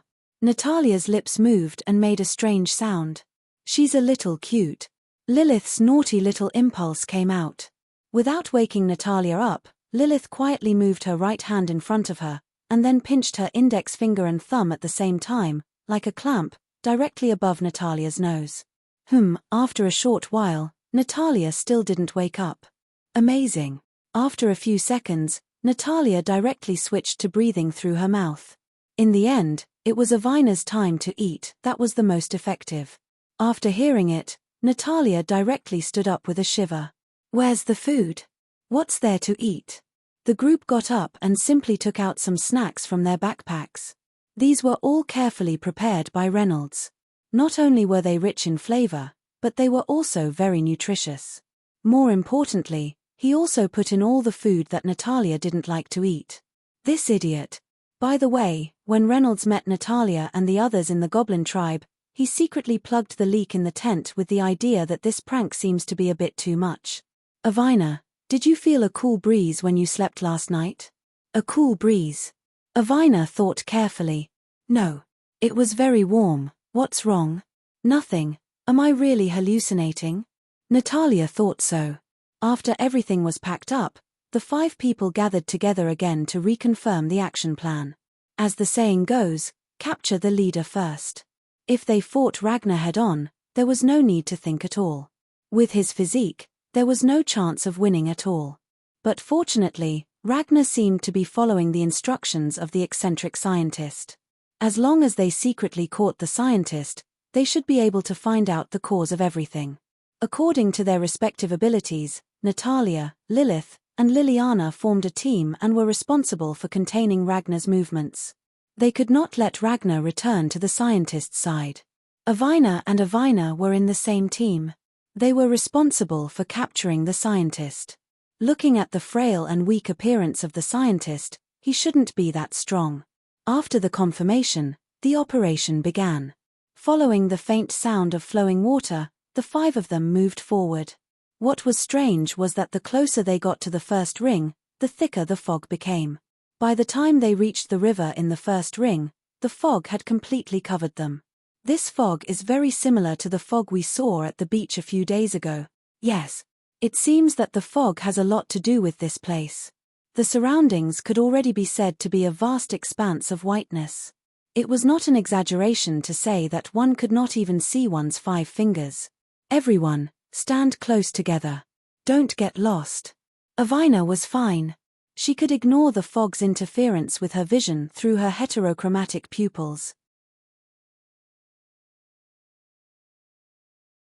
After Avina finished speaking, the rest of the team also responded and stood closer together than before. At this time, the people who could see the surroundings had more say. Avina. Yes. Lilith. Yes. Liliana. Yes, yes, yes. Avina. Yes. In the fog, they could only use this method to determine the position of other teammates. Now the 5 of them were in front of the first ring of the reef island. The wind was still blowing, but for some reason, it did not blow away the fog. Even the surface of the first ring of the river was as calm as before, flowing slowly like an ordinary stream. Avina frowned. There must be something strange about this. Avina used her see-through ability. In her vision, there were countless light blue water elements flowing in front of her. If there was no accident, this should be the first ring of the river. The light blue water stretched as far as the eye could see and extended to the end of Avina's vision. Why is it so far? The width of the first ring was obviously much longer than what she had estimated. How do I get there? Avina thought of a feasible method. This river was so vast that it could be described as a water body. Don't tell me I should let Liliana shoot arrow after arrow. In the next moment, Avina gave up on this idea. Although the water in the second ring of the river was very turbulent due to the wind, its width was far from being comparable to the river in front of them. If Liliana were to freeze the water surface with arrow after arrow, it would take too much time. Moreover, the amount of magic consumed was not something that Liliana could bear. Right at this moment, Avina seemed to have seen something strange on the water surface. This is. Taking a closer look, Avina actually discovered that there was a path made of stone hidden in the water. The surface of the path was very smooth, and the water surface just happened to be above the top of the path. If one didn't look carefully, it was impossible to discover this hidden path. Thinking of this, Avina suddenly felt very fortunate that she had the special ability heterochromatic pupils. There's a small path in the water. Everyone, follow behind me. Don't go astray. Okay. When Natalia and Liliana heard that there was a small path in the water, they immediately became excited and ran to the water surface eagerly. There really is a path. Although the surrounding fog was so thick that it was a spectacle, they could still faintly see a black shadow about 3 meters wide on the water surface. The black shadow kept going along the water surface. Natalia used the tip of her foot to lightly touch the black shadow in the water. It felt hard and very smooth, no different from ordinary stones. As for why it was smooth, it should be because it had been soaked in the water for a long time. Natalia, Liliana, stop playing. Let's go quickly. Oh, got it. Avina used heterochromatic pupils to size up the stone path in the water and found that there was nothing strange about it. She then took the lead and stepped onto the stone path to explore the situation. The water surface was cool. When she stepped on it, the water surface was just parallel to the soles of her feet. Even though she was wearing anti-cold shoes, she could still feel the coldness. It's a little comfortable. The 5 women walked forward slowly along the stone path in the water, afraid that something unexpected would happen. Following that, the fog gradually became thicker. Previously, they could still barely see some silhouettes, but now, it was really just a stretch of white. Is everyone still here?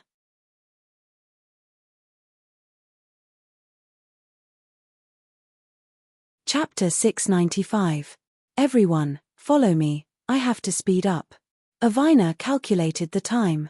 If she didn't speed up, she might not be able to complete the mission given by Reynolds. Thinking of Reynolds, Avina actually thought of his smiling face at this moment.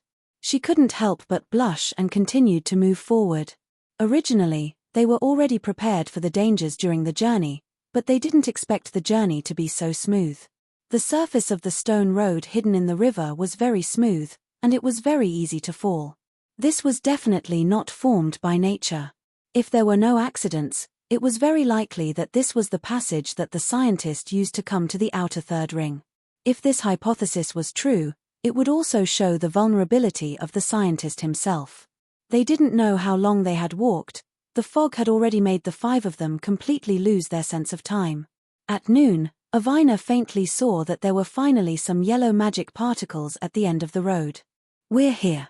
Avina's words cheered everyone up again. They were already tired of the unchanging scenery, and the boring journey made Natalia almost fall asleep. Their footsteps gradually quickened, and finally, with the last step, they stepped on slightly soft soil. "We're finally here. Lilith." "Here. Me and Liliana are also here." But after waiting for a while, there was actually no movement from Natalia's side. "Natalia." Only the whistling of the wind responded to Avina. Not good. Everyone realized a serious problem. Natalia seemed to have lost her way. The 4 of them hurriedly looked around, but they didn't find any trace of Natalia. Avina and the others also didn't dare to look around wantonly. If they alerted the enemies here and exposed their position, then their original advantage of being in the dark would disappear without a trace. Furthermore, if they were to look for someone in such a foggy day, what would they do if another person got lost? Just as everyone was panicking, Lilith's words reminded Orina of something. "Avina, star survey." "That's right. Didn't Teacher Reynolds give us the star survey before? Isn't this the time to use it?" Avina hammered her own head. She had forgotten about the existence of star survey again. The spell star survey was given to Natalia, Avina, and Alice by Reynolds. After chanting the spell, magic particles would form a simple map in the air. Each person's position would be represented by a small red dot. If they encountered danger, the small red dot would flash. The higher the danger, the faster the red dot would flash.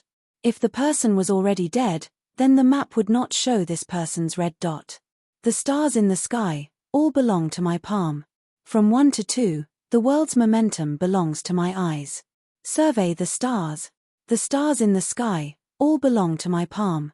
From 1 to 2, the world's momentum belongs to my eyes. Survey the stars." Avina and Lilith chanted the incantation at the same time. The incantation was very fast, and at the same time, a blue light spot appeared in the air in front of them. The light spot was constantly moving in the air, dragging a faint tail behind it. Every centimeter of the light spot would sprinkle a light blue fluorescence, as beautiful as a butterfly fluttering in the night sky. "What is this?" In the past few days, the magic that Orina and the other 2 had used had long exceeded the scope of Awina's understanding. That black disk was simply a moving warehouse, and the kind with infinite capacity. Not only that, but there was also the 6 divine wings in Natalia's hands. That was simply a divine artifact, and it wasn't limited to the scope of magic devices. The spell that the 2 of them were using right now was probably some kind of detection spell. However, she had never seen the spell that they called Survey the Stars before. It seemed to be very close to the scope of an A-grade spell. Avina and Alice shouldn't have the ability to cast it yet. Finally, the map drawn by Survey the Stars appeared. Natalia's location. Strange, why is she so far away from us? Avina, Alice, where are you? Avina, Liliana, can I give you something delicious to eat? Hurry up and answer me. Natalia walked alone in the fog. When she stepped into the area of the first ring, she vaguely heard some strange sounds. She didn't think much of it and followed the source of the sounds. However, after walking for a while, Natalia suddenly reacted. "Hey! Why do I have to follow you?" Just when Natalia wanted to turn back, Avina and the other 3 had already disappeared, leaving her alone. "Alice, I know you're the best. I'll still sleep with you tonight. I promise I won't talk in my sleep again." The more Natalia spoke, the more flustered she became. Previously, when she went to Reynolds's room to put the surveillance crystal, she was scared half to death by Tom's snoring, let alone now. Just when Natalia felt a faint fear, she suddenly felt something move in front of her chest. Then, a small white head stretched out from a pocket in front of her chest. "Natalia, what are you doing? You're so noisy, I can't even sleep properly." "Tom." At this time, Natalia seemed to have seen a life-saving straw. She pulled Tom out of the pocket and rubbed it on her cheek. "Artilda, Tom, fortunately, you're here. I won't bully you anymore, and I won't put laxatives in your carrots anymore." At this time, Tom used the emotional rabbit's ability to change its body size to become a small rabbit that was as thick as 3 knuckles. Needless to say, his appearance was very funny. Did you expose something? Tom's white teeth rubbed against each other, producing a caca sound. I was wondering why my stomach hurt so much after eating the carrots that day. I originally thought that it was that brat Reynolds who did it. I didn't expect it to be you. Natalia rolled her eyes. Actually, it was that idiot Reynolds who made me do it. He used my academic credits to threaten me to do it. He said that if I didn't listen to him, he would deduct all my academic credits. If that happened, I wouldn't be able to graduate. Natalia pretended to be pitiful, and in her words, she described Reynolds as a heinous villain. Looking at Tom, who had his head lowered and was deep in thought, Natalia felt that her strategy of changing the topic was about to succeed. Immediately after, she followed up with another attack and continued speaking.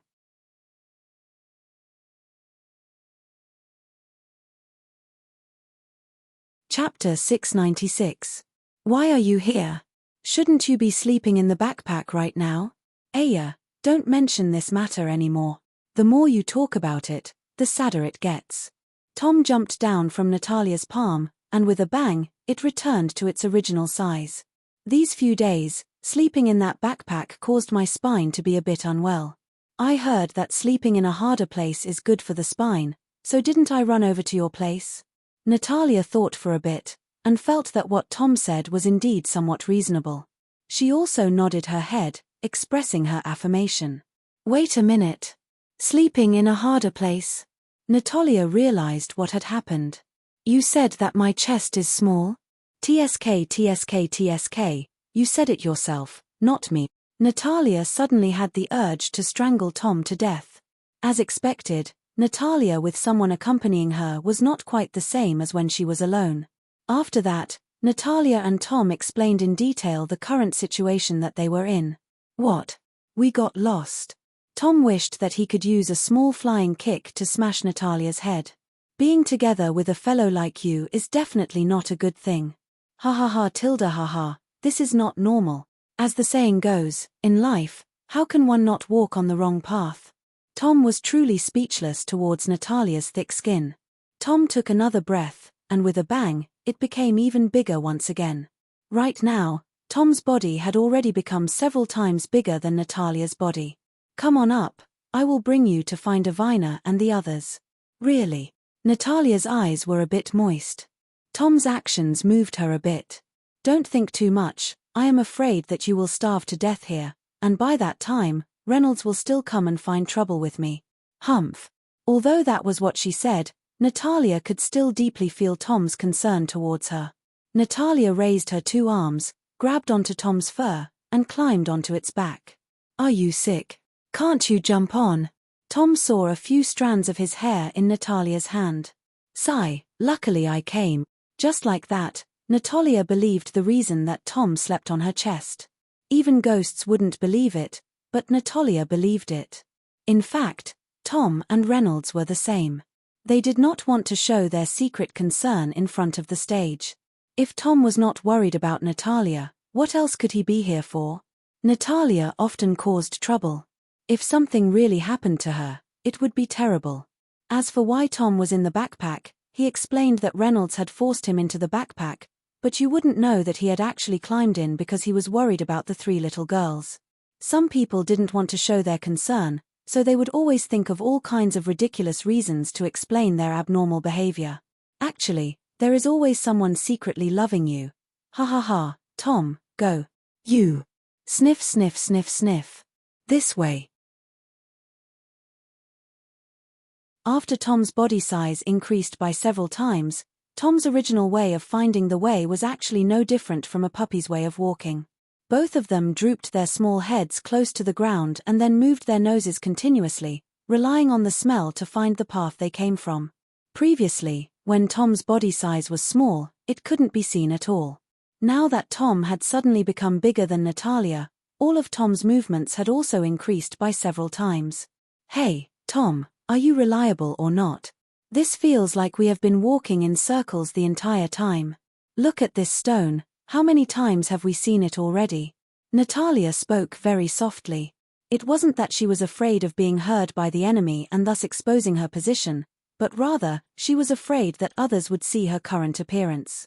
If Reynolds were to see me riding on Tom's back like this, he would definitely mock me as if I was riding on a dog. Others are riding on horses, while Natalia is riding on a dog. Something is wrong. What?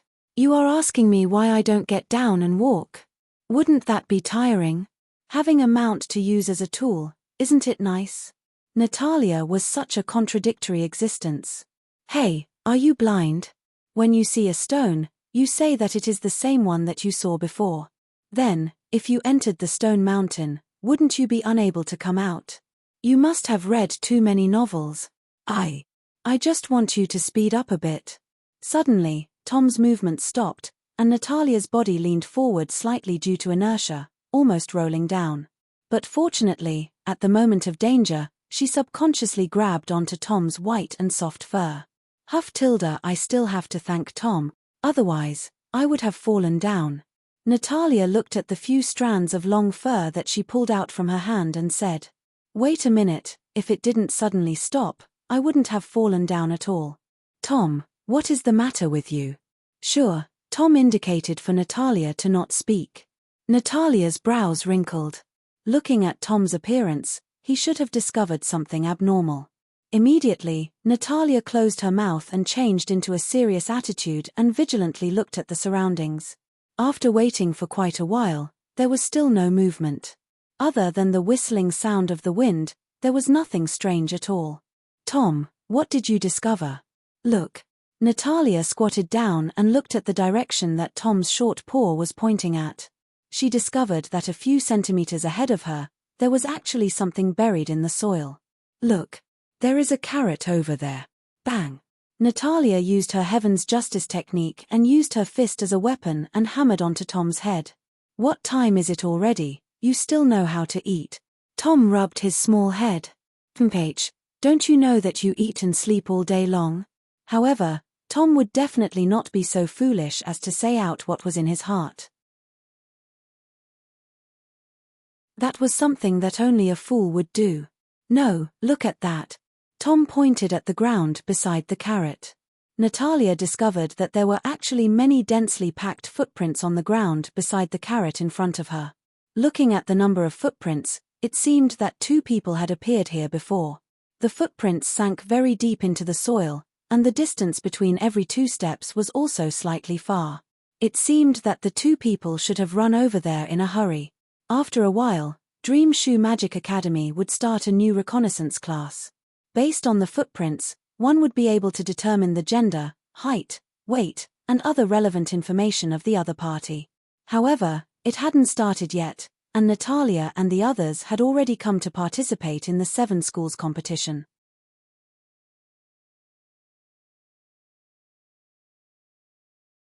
Chapter 697. Looking at the footprints, those 2 people should have gone in that direction. Tom said in his grandmother's voice. "These are definitely not the footprints of the scientist and Ragnar. Ragnar's legs are the legs of a cheetah. How can he guess the shape of human footprints? Then is it possible that they are the footprints of the scientist and another person?" Natalia thought about it and felt that her hypothesis was very reasonable. "Then, if I catch the scientist first, wouldn't I have made a great contribution? At that time, let's see how that idiot will say that I won without doing anything." Natalia could already imagine Renault's look of worship towards her. After thinking, Natalia quickly jumped on Tom's back. "Tom, quick, quick. Let's follow these footprints." Although Tom didn't really want to follow, since Natalia said so, she must have her own reasons. Unfortunately, Tom didn't expect Natalia's reason to be so shallow. After walking for a while, the white fog around them had thinned a lot. In fact, there was one point that Natalia paid attention to just now. Reef Island was an island in the ocean, the climate was humid and warm, which should be very suitable for the growth of vegetation.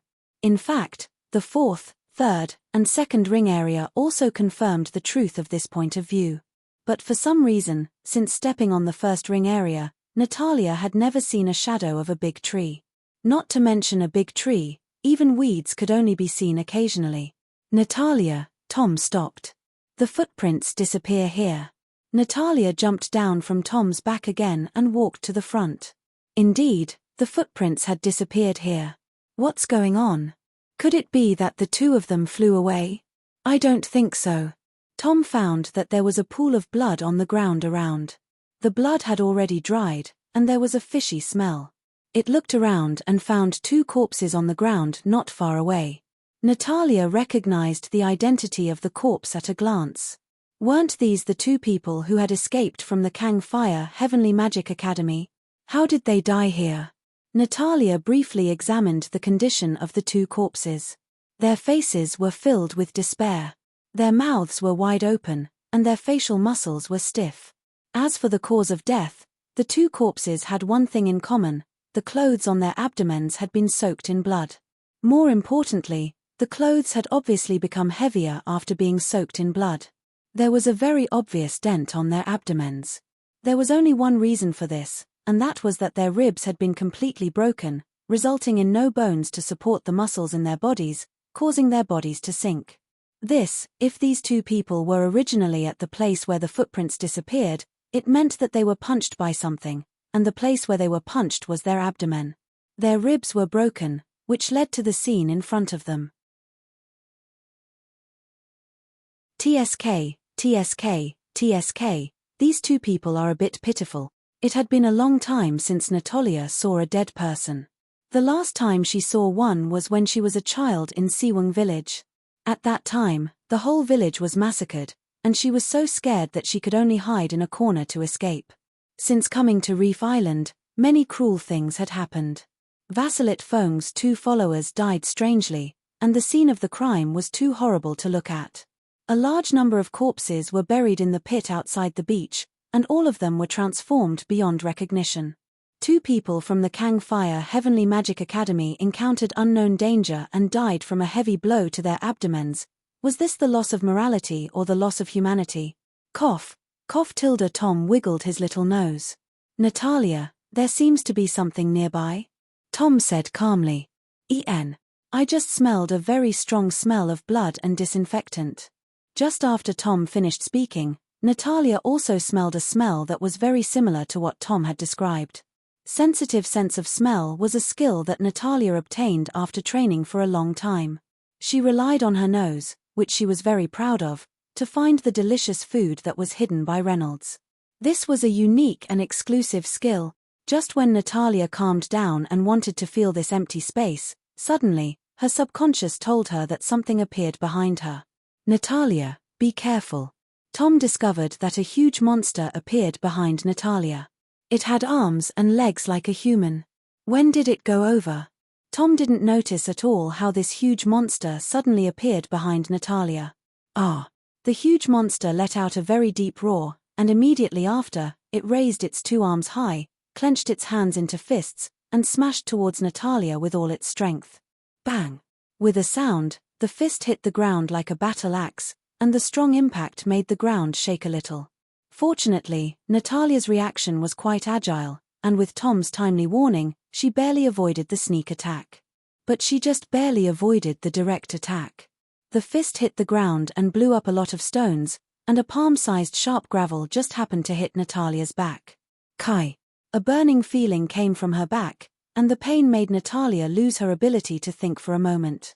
She turned around and found that the thing that attacked her wasn't something strange, but one of the two targets that the five of them had been looking for, Ragnar. The human man's head was connected to the barbarian's body. The rock-like chest and abdominal muscles looked like they were full of destructive power. On both sides of the body were the long arms of a gorilla, covered with thick brown hair, and the arms looked like they could wrap around a 100-year-old tree. The cheetah-like hind legs gave it a speed that was difficult to be seen with the naked eye, which was why Tom didn't notice Ragnar at first. The spear-like kangaroo tail was sewn to Ragnar's back, and at the place where the tail was connected, there were obvious traces of sewing, and even the end of the thread was exposed. What the hell is this? Tom had never seen anything that combined the characteristics of five creatures. Although he had seen Renault try many strange experiments before, Renault's level was limited to the level of playing, and it was impossible for him to do such a heartless experiment. Finding that his sneak attack didn't hit, Ragnar once again made a low sound from his throat. The cheetah-like left leg took a small step forward, as if to launch the next attack.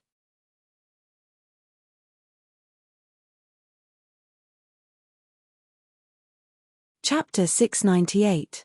Natalia could feel blood gushing out of her back. Damn it, Reynolds didn't hit me so hard last time. Thanks to Reynolds' heavy punch in the forest last time, Natalia had developed some tolerance for strong blunt force. Otherwise, if she was hit by the flying stones this time, she might have lost consciousness instantly like last time. Hexapod. Natalia summoned her hexapod, and the gold and silver hexapod emitted a dazzling white light.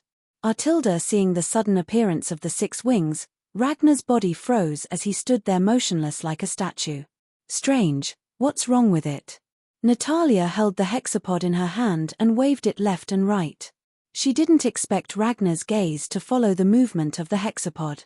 It seems to be afraid of the hexapod. Natalia hurriedly inserted the hexapod into the ground while Ragnar was in a daze, then sat cross-legged on the ground and slowly mobilized the wood element magic particles in the air. Artilda looking at the wood element magic particles that were constantly converging towards Natalia, Ragnar actually raised his gorilla arm and tried to catch a bit of starlight. He made a hoarse Artilda sound from his throat, and the scary feeling from before was completely gone. Wait. Natalia thought of something. It seems that from the beginning to the end, I was the only one who was afraid of it, because, it's different. Natalia felt that she was the most foolish person at this time. From the first time she saw Ragnar on the beach, she inexplicably felt a sense of fear towards Ragnar. It clearly didn't do anything to hurt me, it just looked at me. More and more wood element magic particles converged on Natalia's body, and now Natalia had transformed into the appearance she had when she was fighting against the dark demon. Natalia's dress fluttered even though there was no wind. The diamond-shaped mark at the center of her collarbone fell off like a sticker and flew into the 6 wings. Then, the 6 wings emitted a dark green light. The dazzling green light flowed into the sword through Natalia's palm. The bright silver was instantly covered by the green light. Ah! Ragnar raised his right hand, his terrifyingly pure white eyes glowing with a faint halo. He flipped his palm upwards, as if trying to catch the dazzling light. Ah! It was as if he was praying for something. Save me, save me, save me, save me. The strange sound appeared in Natalia's ears again, but this time she could hear it more clearly. Previously, she had been attracted by this strange sound. After that, she would occasionally hear it, but she didn't know what it was saying. At this moment, the voice sounded again, and it was exceptionally clear. Save me. Who are you? Where are you? Natalia roared. She wanted to find the source of the voice, but from beginning to end, she couldn't see anyone in this fog. Natalia, what's wrong with you? Tom shrank in size and jumped onto Natalia's shoulder. Natalia's inexplicable soliloquy frightened Tom to no end. Tom, can't you hear it? Someone is saying save me. Hey, where are you? I didn't hear anyone say save me. Forget it, you don't understand. Natalia put Tom back on the ground and shouted again. Who are you? Along with her shouting, Natalia felt that the voice in her mind became more frequent. Save me, save me. That voice was very miserable and heartbreaking. It should be the voice of a middle-aged man. You are the only one who can save us. Natalia's eyes lit up, and she turned towards Ragnar. It's you, isn't it? You're asking me for help. But Ragnar still stood there, foolishly grabbing the wood element magic particles emitted by Natalia. Please set us free. That voice now turned into the voice of a little boy, sounding very crisp. Ragnar stopped grabbing the air at this moment and turned around, ignoring the existence of Natalia and Tom. Bang! Bang! Ragnar's huge body caused each of his steps to make a loud noise. Ragnar walked to the side of the 2 corpses of the Fire Sky Magic Academy team members, bent down, and picked them up. Ragnar dragged his heavy body forward, and Natalia also followed. Her consciousness told her that she must follow. After walking for a minute or two, Ragnar suddenly stopped. His cheetah legs bent slightly, and he actually knelt on the ground. Ah, ah. Ragnar raised his gorilla arm and inserted it into the soil. Then, with a flip of his palm, he started digging a hole. Ah, ah. Sound came from his mouth. It sounded so hoarse, and it was full of tears, full of desolation. What is he doing? Natalia was surprised by Ragnar's strange behavior. It was beyond the scope of her understanding. Natalia, you must be careful. Maybe he's deliberately making us careless, Tom said slowly. At this moment, he also didn't believe that Ragnar would attack him again. As a member of the orc race, Tom could feel the sorrowful cry from Ragnar's soul. Ragnar's digging motion was very slow. His huge body seemed so clumsy when he was digging a hole. Ah, ah. After a while, the hole was dug out. The 2-meter hole looked very simple and crude. Natalia felt that even if she used her feet to dig a hole, it would be countless times better than this. Ragnar raised the bodies of the 2 people from Scorching Sky Magic Academy with both hands, palms facing up, holding their backs, and lowered his head, as if a pious apostle was praying. Ah, ah. Ragnar actually put the 2 people's bodies in the hole that had just been dug. After they were all in place, he used both hands to fill the hole with soil. How is this possible? If Tom didn't witness it with his own eyes, he definitely wouldn't believe what was happening in front of him. He's burying those people again. Didn't he kill those 2 people? I beg you, please save us. Once again, the strange voice sounded, but this time, Natalia really heard it with her ears. Natalia felt as if something was looking at her on her right. She turned her head and found that there was a little boy standing there.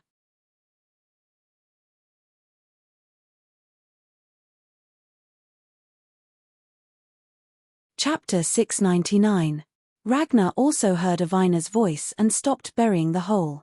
Avina, I miss you so much. Tom was sandwiched between Natalia and Avina, crying and yelling.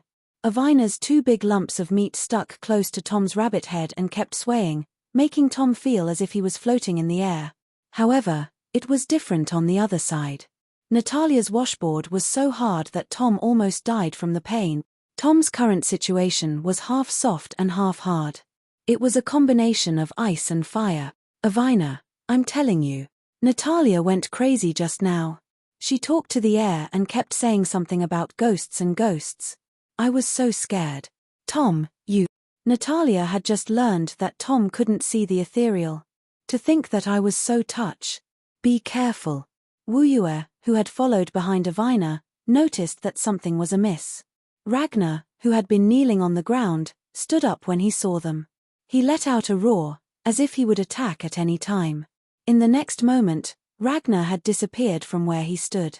Avina's heterochromatic eyes felt a huge amount of mana rushing towards her. In a moment of desperation, Avina grabbed Natalia's chest and pushed her forward. Then, she jumped back. In the next second, Avina was shocked to find that the place where she was standing had exploded. A huge body was half squatting there, its right hand supporting itself on the ground. The huge impact caused the ground to cave in. With the point of impact as the center, there were 3 depressions in a 5-meter radius. The first was half a meter deep, the second was 2 meters deep, and the third was 5 meters deep. Again, even a farmer wouldn't be able to dig such a big hole. Natalia dodged Ragnar's attack with Iwena's push. This was the second time today that she had been attacked by Ragnar. What the hell is this? The Wuyue sisters, who had rushed over, exclaimed in shock. It was no wonder that the Wuyue sisters were so surprised. After all, this was the first time they had seen the so-called Ragnar in person. Previously, he had been listening to Natalia's sweet words. Anyone with a bit of intelligence would not listen to Natalia's nonsense. He had thought that Natalia's description of Ragnar was already exaggerated, but now it seemed that it was exactly the same. The long arms of a gorilla, the legs of a cheetah, the head of a human, the body of a barbarian, the tail of a kangaroo. Judging from Natalia's description, Ragnar seemed to have more than just these abilities. Everyone, come over quickly. I already know what happened on this reef island. Natalia shouted. What? How did you know? Don't worry about it, listen to me. But before Natalia could say anything, Ragnar had already entered battle mode. There was no time to talk now. Judging from the power and speed that Ragnar had just displayed, the 5 of them were still a little weak. Its weakness is its head. Everyone, focus your fire on its head. Although Natalia was very respectful to this unknown human, he had now been transformed into Ragnar, a machine that could only attack and kill. Wait. Then why did it bury the corpses? Forget it, don't think about it. If they continued to dwell on this problem, their companions might be in danger of dying. The previous plan had been disrupted. The original plan was for Natalia, Lilith, and Liliana to deal with Ragnar, but now it seemed that the strength of only 3 people was far from being its opponent. Okay. The 5 women's eyes met, and they understood each other's intentions. The 5 of them ran around in a circle, forming a 5-point star formation with Ragnar in the center. Ice feather. Liliana summoned her weapon first. A light blue transparent ice arrow appeared in her hand. Go. Liliana attacked first, wanting to test Ragnar's defense. The ice arrow pierced Ragnar's back with the force of wind, and the sharp tip of the ice arrow pierced Ragnar's barbarian body. Ragnar roared, and the barbarian's long arm stretched back. Its arm was bent at a very tricky angle, and it pulled out the ice arrow that pierced its body.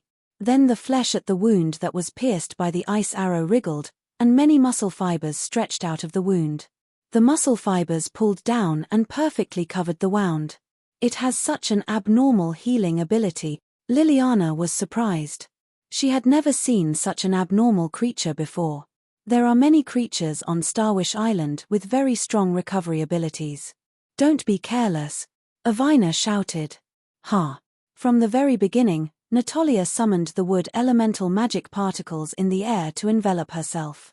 Natalia called this state of being filled with wood elemental magic particles Emerald Goddess form. This name was of course narcissistic, but it was true that as long as Natalia was in this state, the wood magic particles in the air would continuously pour into Natalia's body. Although she didn't know what caused it, it was not an exaggeration to call her the Emerald Goddess.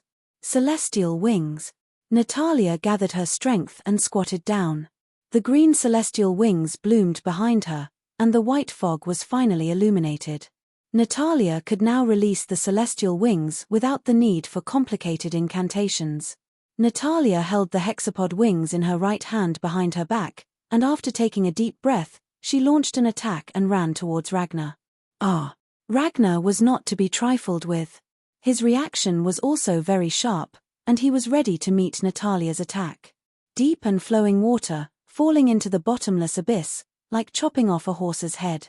10,000 feet deep, faster and faster, the sky is raining heavily. High-pressure waterfall. At the same time as Natalia launched her attack, Avina also chanted the water magic she was best at, not to be outdone. An azure circular magic circle appeared above Ragnar's head, with a square module inlaid in it, slowly rotating. Ragnar also seemed to feel that something was wrong and wanted to jump away to avoid it. Don't even think about running. Ragnar jumped back, but for some reason, he was suddenly stabbed in the back and bounced back under the magic circle released by Avina.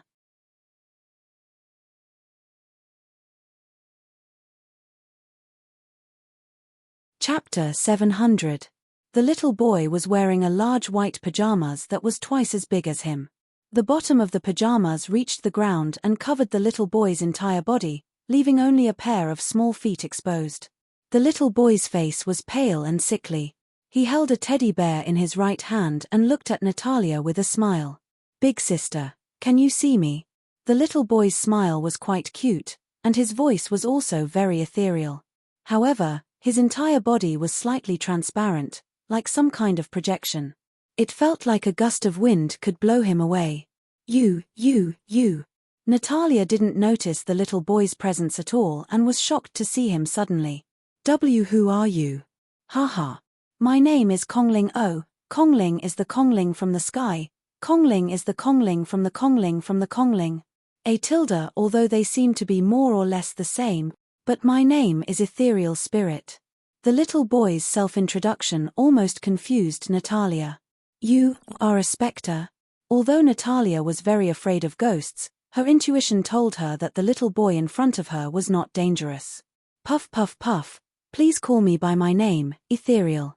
Empty Spirit placed her hands on her waist and pretended to be very angry. However, from the looks of it, the effect wasn't that obvious. On the contrary, the effect was somewhat cute. Brother Kongling, are you a ghost?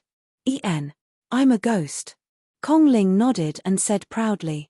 Then, he seemed to have realized something and immediately changed his words. Bah, your whole family are ghosts. I'm not a ghost. My whole family is indeed ghosts now. Natalia was right. Didn't her whole family die in Hope Village? Weren't they all ghosts now? All right, I was wrong. I'm actually the guardian of this land. Ethereal said proudly. Guardian? Natalia did not believe in the existence of God. She would rather believe that there were ghosts living in the world than the existence of God in this world. If God really exists, Hope Village won't. Aya, do you not believe what I said? I can see the distrust in your eyes. I do, of course I do. Little brother Kongling is so cute, how can I not believe you? Natalia said with a grin. Fut, you just don't believe me. Temph, I'm leaving. Then what are you doing here? Natalia cursed in her heart. Although she didn't know what was going on, Natalia couldn't wait for him to leave. Oh, that's right. I almost forgot about the important matter. Just as Kongling was about to turn around and leave, he suddenly thought of something. Kongling raised his head high and placed his palms on either side of his mouth, using them as a loudspeaker. Everyone, come out. Kongling's action really scared Natalia. All of a sudden, a lot of white smoke rose from the ground with Kongling and Natalia as the center. It was also translucent. The white smoke slowly floated up, and when it reached a certain height, it turned into human figures. There were men, women, humans, and beasts. There were a lot of them, and there were at least 200 or 300 of them. They are the real specters. Mom, save me. Hearing about ghosts, Natalia was so scared that her legs trembled. She even wanted to call her deceased mother to save her. Natalia, don't be afraid. As long as I'm here, even if Reynolds, who is countless times scarier than ghosts, is here, I'll help you beat him away. Tom jumped on Natalia's shoulder to comfort her. Although he said so, Tom thought that Natalia had been scared out of her wits at the moment. What ghosts? Why don't I see them? Only Natalia could see Kongling's existence. What Tom saw was only a vast expanse of white fog. Haha, what a cute bunny. You do have a pretty good friend. Kongling covered her little mouth and said with a smile. Tom, Natalia was completely touched by Tom's actions. However, what she didn't know was that Tom thought that she was crazy. The best way to comfort a crazy person was to follow her delusions. That was why Tom said that. Haha. Don't be afraid. Look at them carefully. Natalia followed Kongling's guidance and gathered her courage to look around. She knew that she couldn't go on like this. She had to overcome her weakness of being afraid of ghosts. Slowly putting down her hands that were covering her eyes, Natalia realized that the ghosts formed by the white smoke were all standing behind Ethereal at this moment. It was a dazzling sight to behold. Actually, they are all ghosts here. Ghosts? Natalia said weakly. Natalia looked like a 3-year-old girl right now. Tears of fear hung in the corner of her eyes. If Reynolds saw this, he would definitely laugh at her until the seas ran dry and the rocks crumbled. Aren't you curious about how that creature came out? Kongling pointed behind Natalia. Right now, Ragnar was the one who buried the 2 corpses of Chen Huatian. But I don't know. Natalia shook her head. Sigh, it can't be helped. I'll tell you. Many years ago, this small island was a very beautiful place. Birds sang, flowers bloomed, and fruit trees flourished. All the beasts lived here happily. But suddenly, one day, an uninvited guest came to this beautiful and quiet island. That was a human alchemist. Alchemist? Is it that scientist? Natalia didn't interrupt Kongling's words and continued to listen. That alchemist built his own experimental base underground in the center of the island. The main purpose seemed to be to study biological evolution. I don't know the specifics. In short, these ghosts were the victims of his experiment. What about Ragnar? And Ragnar is the most successful product of his experiment. One day, a human accidentally came to this island. He noticed the abnormal situation here and finally found out about the existence of the alchemist after investigating. That human wanted to destroy the alchemist's research base, but in the end, he failed. He was caught alive and used as an experiment.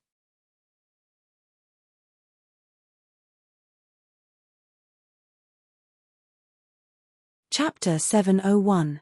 Maybe in that alchemist's world, the pursuit of biological evolution is physical strength, so he fused the characteristics of many powerful animals into one and created this strange thing called Ragnar. Natalia listened very seriously. It was the first time she listened to someone speak so seriously. Of course. How could the experiment not fail? That alchemist's experiment is not something that ordinary creatures can withstand, so this is why so many creatures died. You mean, Natalia realized that these ghosts floating behind Kongling should be the victims of that scientist's experiment. Looking back at Ragnar, who was burying the two corpses of Chen Huitian, Natalia felt as if something had touched her heart. She felt that they were so pitiful. Then why is Ragnar burying these two people now? Didn't he kill these two people? The human who wanted to destroy the base, I've seen him before. He's quite kind. Look, isn't Ragnar's head that person? Natalia stared blankly at Ragnar's back, feeling incredulous. Aya, I've never seen a person with such strong willpower. His desire to survive actually withstood the cruel experiment of the alchemist. Kongling said while spreading out her palms. Her tone was very relaxed, as if it had nothing to do with her. However, Natalia's heart suffered a heavy blow at this time. We're all humans, but while we're enjoying ourselves, who knows who else in the world is being cruelly tortured? Hero, in Natalia's mind, this person can already be called a hero. In order to save the lives of other races, he sacrificed himself and endured such great torture. Speaking of which, it's quite outrageous. Logically speaking, although the transformed people are powerful, they can only act according to orders. You can also think of them as puppets, toys pieced together from the corpses of many animals. The order this Ragnar received was to guard this place and kill all other creatures that came here. At this point, Natalia could understand why the two people from the Ember Fire Heaven had died.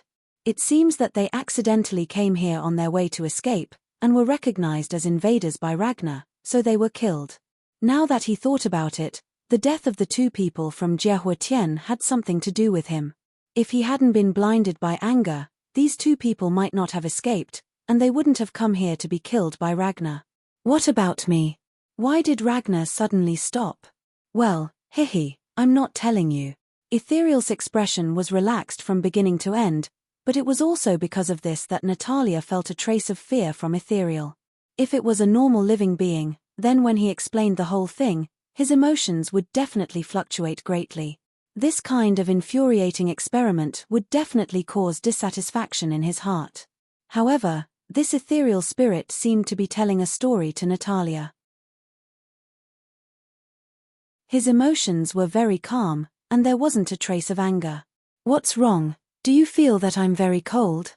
Ethereal suddenly stopped and said with a smile. Not good. Natalia could only feel the coldness of human nature from Ethereal, which made Natalia very afraid. Haha, Tilda, don't be nervous, I won't hurt you. The Lun family is so cute, how could they do something that would hurt people? Ethereal actually tried to act cute at this time, but his cute actions didn't seem to have any corresponding satisfaction in Natalia's eyes. Then why are you telling me this? About this, Ethereal hugged the teddy bear in his right hand. Of course it's because I'm annoyed. Annoyed? I was originally sleeping here, but these vengeful spirits kept shouting something about saving me. It was so noisy that I couldn't sleep. That's why I'm here. Find me. I don't think I can help you. Natalia took a step back. She was now very vigilant against this ethereal spirit. I just want you to help me drive that alchemist away. That way, these vengeful spirits can rest in peace. Isn't it the best of both worlds? Since Ethereal said this, Natalia had no reason to refuse. This already belonged to the category of moral kidnapping. If she didn't help drive the alchemist away after knowing the truth, then her conscience wouldn't be able to live with it. Their original purpose was to investigate the scientist, and now they could do it together. I can promise to help you drive that alchemist away, but why don't you drive him away yourself? Well, I have my own reasons. It seems that Ethereal didn't intend to answer Natalia's question. But I can tell you how to defeat Ragnar. Ethereal pointed at Ragnar's human head. Its weakness is its head. As long as its brain dies, no matter how strong it is, it will die. Natalia lowered her head and pondered for a moment. But at this moment, Ethereal Spirit seemed to have discovered something and smiled gently. Haha, it seems that I have to go. I won't accompany you, Natalia. We'll meet again. Wait a minute. Before Natalia could finish her words, the ethereal little boy's body slowly faded until he disappeared from her sight. The ghosts behind him also disappeared without a trace at this time. Why does he seem to be very familiar with me? Why did he say that we'll meet again? These questions circled around her heart at the moment, and she always felt that things in this world were very troublesome. At this moment, Natalia heard a familiar voice. Natalia? Natalia? This is... Natalia recognized the familiar timbre in an instant. Avina. Lilith. I'm here. Natalia waved her arms desperately, trying to let Avina and the others know her position in the hazy fog. Avina. Natalia finally saw the figure she wanted to see most at this moment not far away. Natalia. Ah. Natalia ran to Avina and hugged her in her arms. This warm body temperature gave Natalia a moment of warmth. You're tuning in to the Celestial War YouTube channel. Don't forget to subscribe and join us on this journey to catch the most captivating stories.